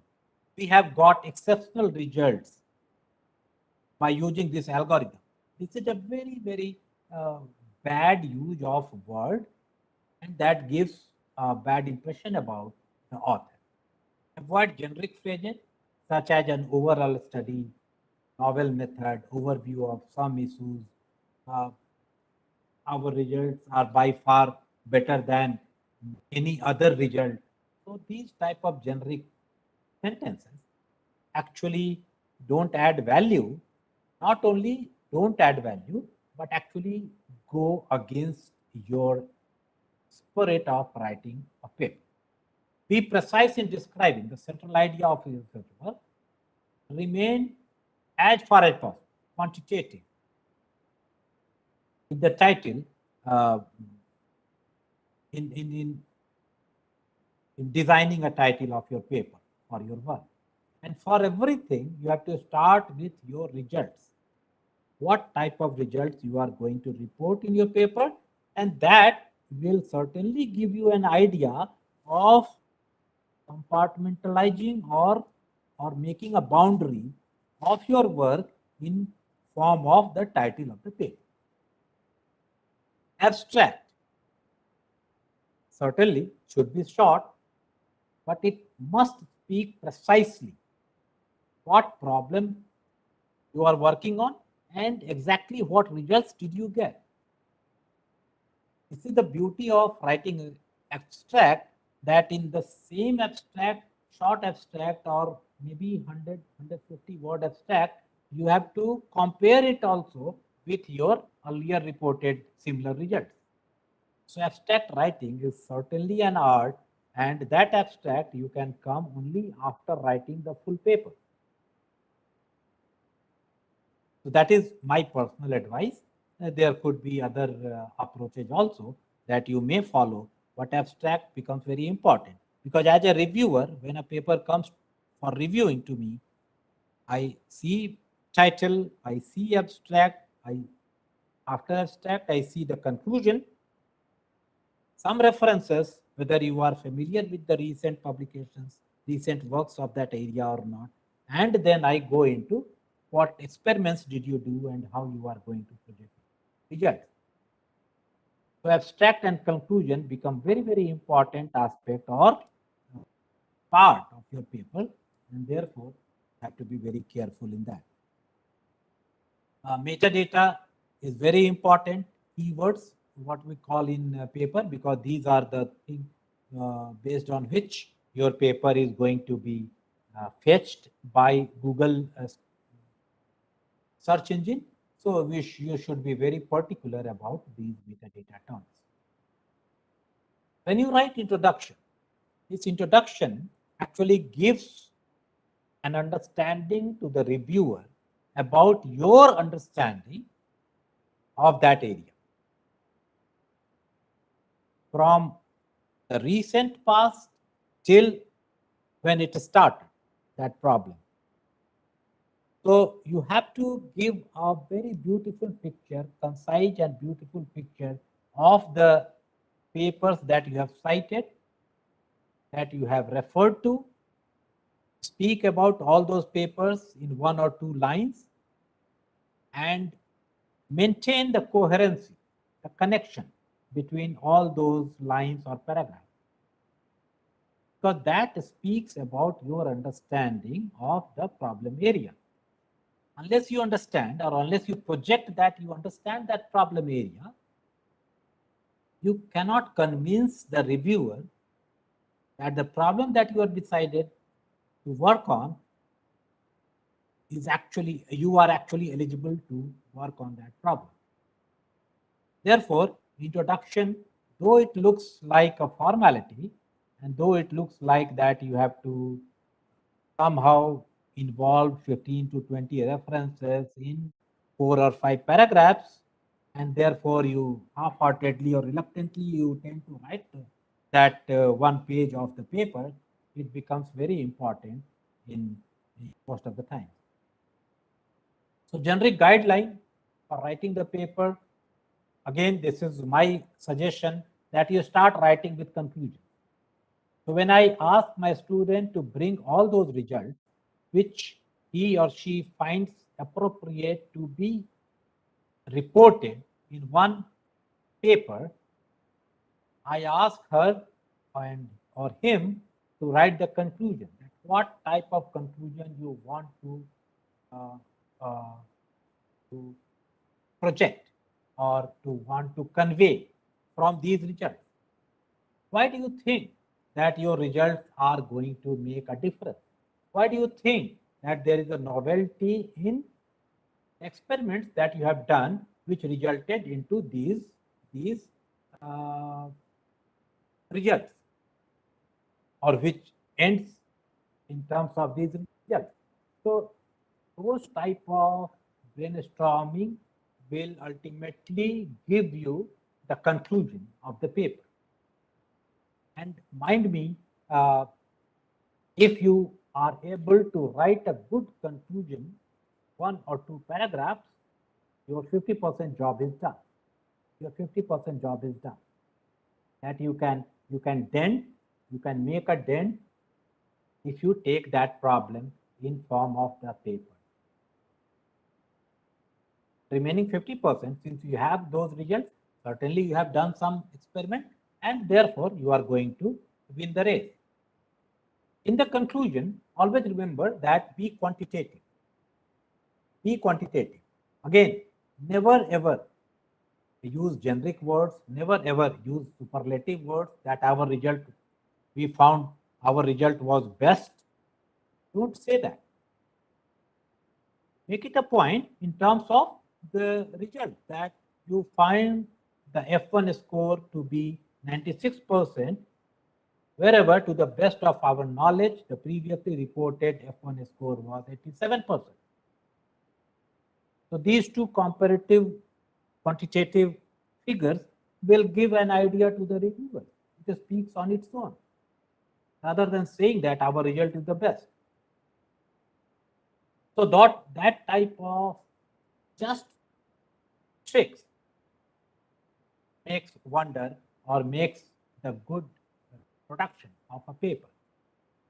Everywhere try to convert your sentence or try to incorporate some quantification in your sentences when you come to result, discussion and conclusion sections of your paper. So you have your title of the paper, you have your abstract, you have your conclusion. So now boundaries are set. You have to write now the main meat of your paper. That meat of the paper should start with what innovative aspect, what novel idea that you are attempting upon. What is the difference? Why the reviewer or the readers should read your paper? Why your paper should be cited? So that is the marketing or selling spirit that you have to tell to the readers, and that is where everything boils down to. And in the main part of the paper, when you are discussing your results or when you are giving the experiments, always try to provide a figure of merit. That figure of merit must prove or must establish that your work advances the state of the art. It should not give a generic impression that you are attempting the same problem with some approach half-heartedly and you stumbled upon some result which you are reporting, if you are lucky, or if based on the generosity of the reviewer, if your paper gets accepted, hooray. If it is not accepted, then also there is no problem. No, your approach must not be that. Your approach must be that I have to get my paper accepted, and for that you have to try your level best. And that level best is the first formula and last formula for that is that always try to quantify your work, your results, and compare with your previously reported results in the literature. What you should not do in your meat of the paper, don't repeat too much of the abstract. Don't present much theory. Only take that part which is very, very important and with proper reference. Never ever ignore referring to other sources, other papers, others' work in your paper. Don't give too many equations. Give reference and move away. Because in your paper, you have to tell what is your contribution, not what are others' contributions. If you give too many equations of previously published work, then you have no place to speak about or tell about your own work. So don't do that. Don't write a tutorial type of paper unless it is actually a tutorial paper. So the best point is that always try to highlight the innovation and address the innovation aspect clearly in terms of what is new, accuracy of the proposed approach, solution to the problem, why it is a unique solution, or why do you think it is a unique solution. So it is just like a debate. Feasibility of implementation, how cost effective or how execution effective is your solution, and compare certainly with previously proposed techniques. The technical content, this slide might be a repetition of the previous thing, because actually you have to always hammer your mind that you must not use superlative words, you must not use generic words, and you must mention each and every reference whichever has come in the journey of producing that result. Comparison with your previously published work is very important. You must not ignore, and that, if possible, produce your result in a tabular form and compare 1 to 1. And that table should give a better idea, or would give a better idea to the reviewers, that your work was good or not good, whether it should be accepted or not accepted. Once having done everything, come back again to conclusion section and try to refine your conclusion section based on what you have written in your problem definition section, experiment, results, and discussion section. And that is how you are going to complete your paper. References and plagiarism go hand in hand. Therefore, these two are very, very crucial, have indirect impact on acceptance of your paper or rejection of your paper.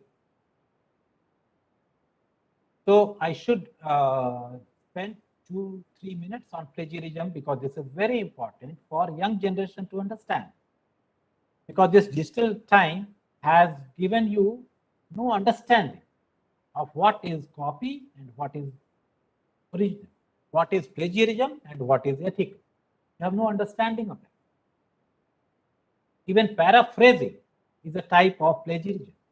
IEEE, if you go to IEEE site, you will find 5 types of plagiarism defined, well defined. Paraphrasing is one of them. And I have given also one example of paraphrasing. You might think that by your English writing skill, you may deceive the reviewer, but it is not like that. We understand. We understand when you paraphrase, and we understand when your writing is original.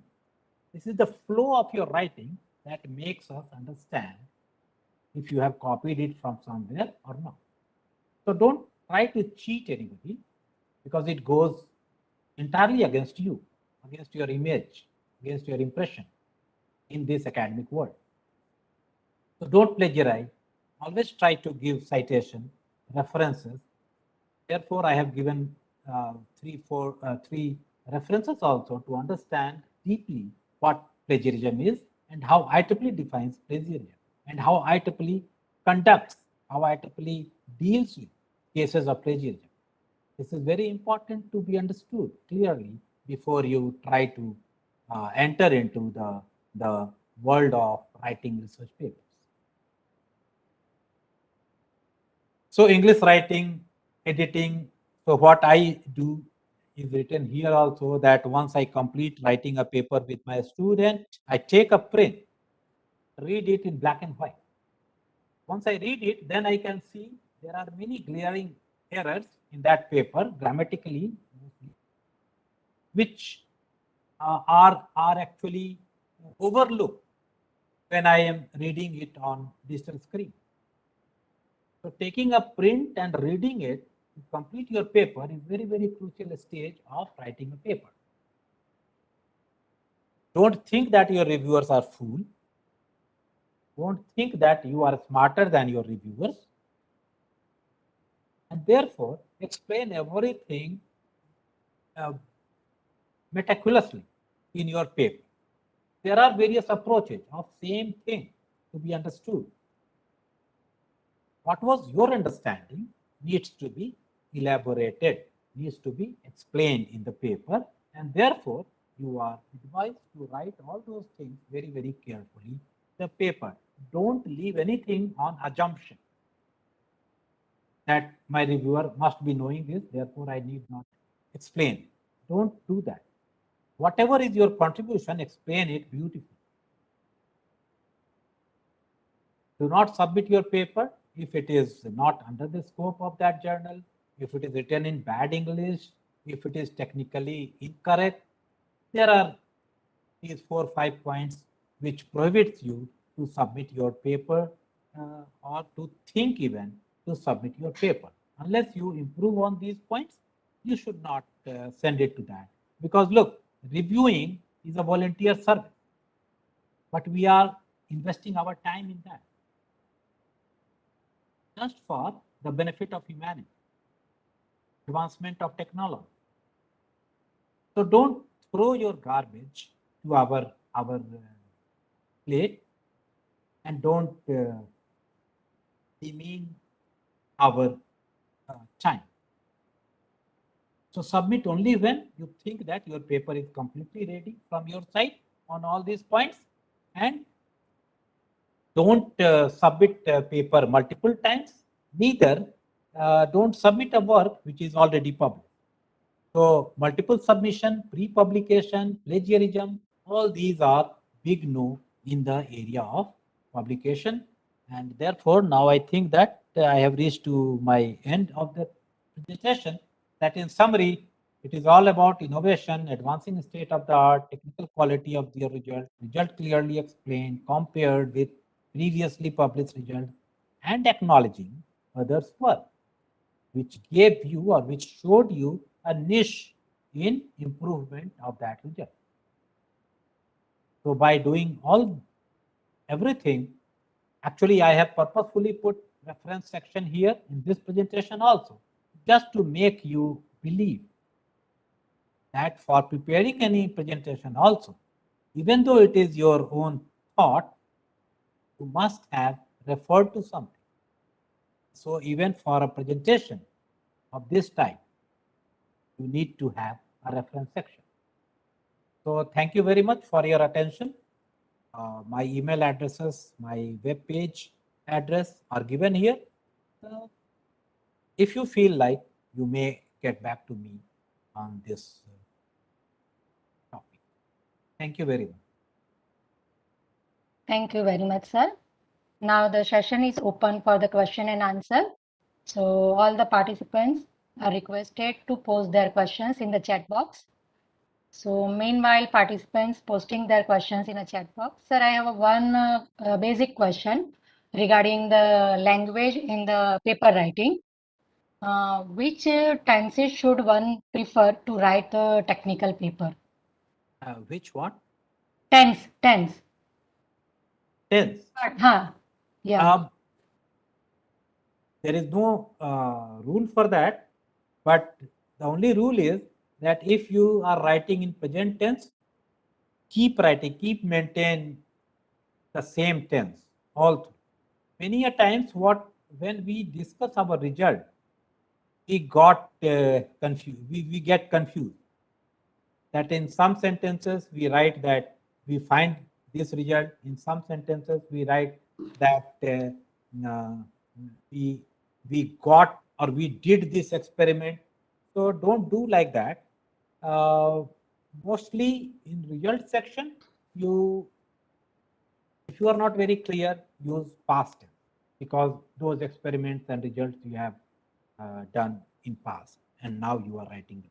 So preferably it is past tense, but in past tense, active passive writing, there is much confusion, and that brings you to a poor English writing risk zone. So better write in present tense.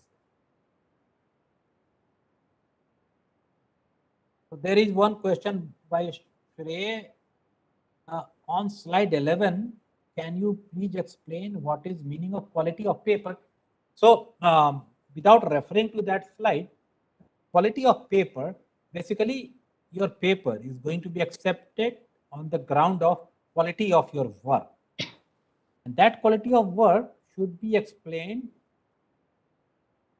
in a very good form in your paper. Therefore, quality of work in your paper is written here as quality of your paper. Okay, so now quality of your paper or quality of work depends upon the novelty of, the first thing is novelty of your idea. Why your idea was important, or rather why do you think that your idea was exceptional or different from what your previously peers have thought of? Why do you think that your idea is going to give a better result? Or ultimately, since there is a connection between the problem definition section to your result discussion section, there is a connection, there is a coherence of writing. So all through, you have to actually focus on explaining your work just on the ground of quality. In some cases, you can claim that your line of codes are less. In some cases, you can claim that your time of getting this result. So in many cases, when we use deep learning processes, when we use lots of data, and it passed through one funnel of modules or systems, in that situation, in many cases, time taken to arrive on the result might be larger than in your case, perhaps. So there should be one table of time of result or time of execution, in which you have to compare between your previously published work, that this group has taken 25 seconds, but my algorithm has given result in 5 seconds. So that these type of quantifying your result, quantification of your result in a tabular form speaks about the quality of the paper. The quality of paper certainly is going to be decided on the basis of the result section and discussion, where you are comparing it with your peer research groups. But if there are plenty of errors in your writing, there is inconsistency in your thought process, there is no connection. Somewhere you are writing units in some other form, in some other place for the similar quantity, you are using some other unit, then the reviewer gets an idea that you don't understand technology, you don't understand the science, you don't understand how to write. And that is a poor quality of journal. Any other question? So people actually have run away to write papers. Okay. So thank you very much, sir, for enlightening all the participants with the key features of technical writing, starting from innovative idea, finding out base fit scope in the journal, knowledge on key sections of the paper, selection of the proper title, do's and don'ts while writing a creative technical paper, and many more things. So I'm sure that the all key points for writing the technical paper shared by you will definitely help participants to improve their technical writing skills. So once again, thank you very much, sir, for sparing your valuable time with us. And now I request Tejal Ben to share a screen for the e-memento.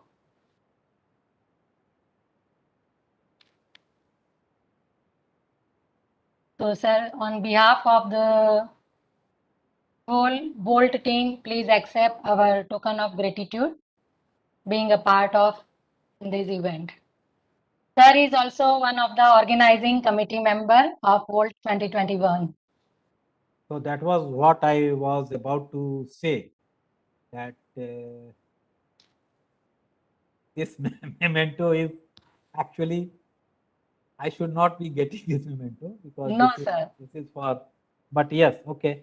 So since this is, I am also an expert speaker. So thank you very much for giving me this memento and giving me this privilege to speak on this occasion. Thank you very much. The organizing committee. Right now, I am not from the organizing committee. Thank you. So thank you, sir. So with this, now I announce the closing of day 1. Hope you all have enjoyed both the session. Tomorrow we'll have 4 eminent speakers with us who will share their research in the area of sensors and signals. You are requested to join the link of the day 2 before 10 minutes of starting of the session. So we cannot have a more delay in further moving.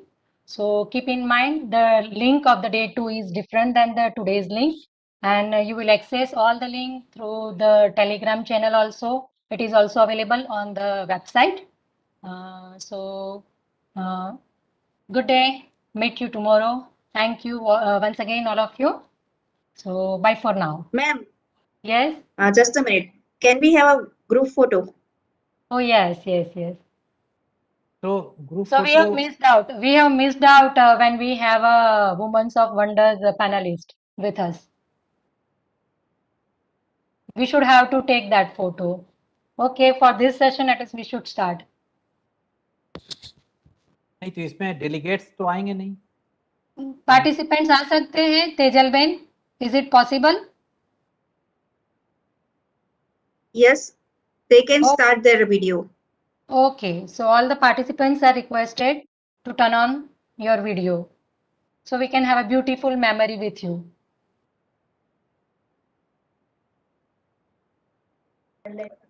Video on का option नहीं है participants में.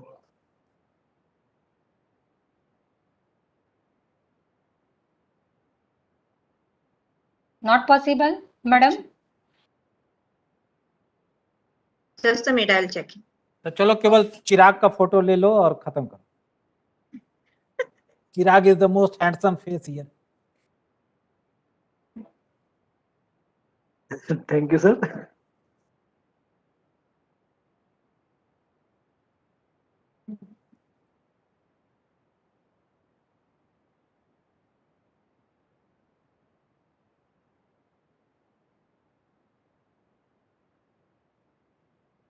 Anil sir. Yes. Sir आपका video नहीं आ रहा है. बहुत अच्छी बात है. आ रहा है सर का भी है, ऑन है video. No, I can see. जो दिल से देखना चाहते हैं देख रहे हैं. Sir, madam, there is an issue of internet on your side. It shows a yellow mark.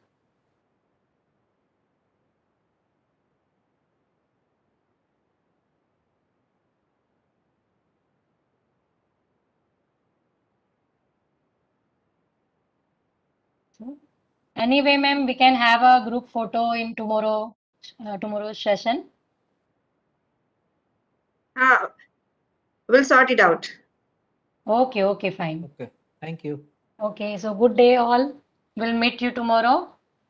So participants, thank you very much, and looking forward to see you tomorrow also on time.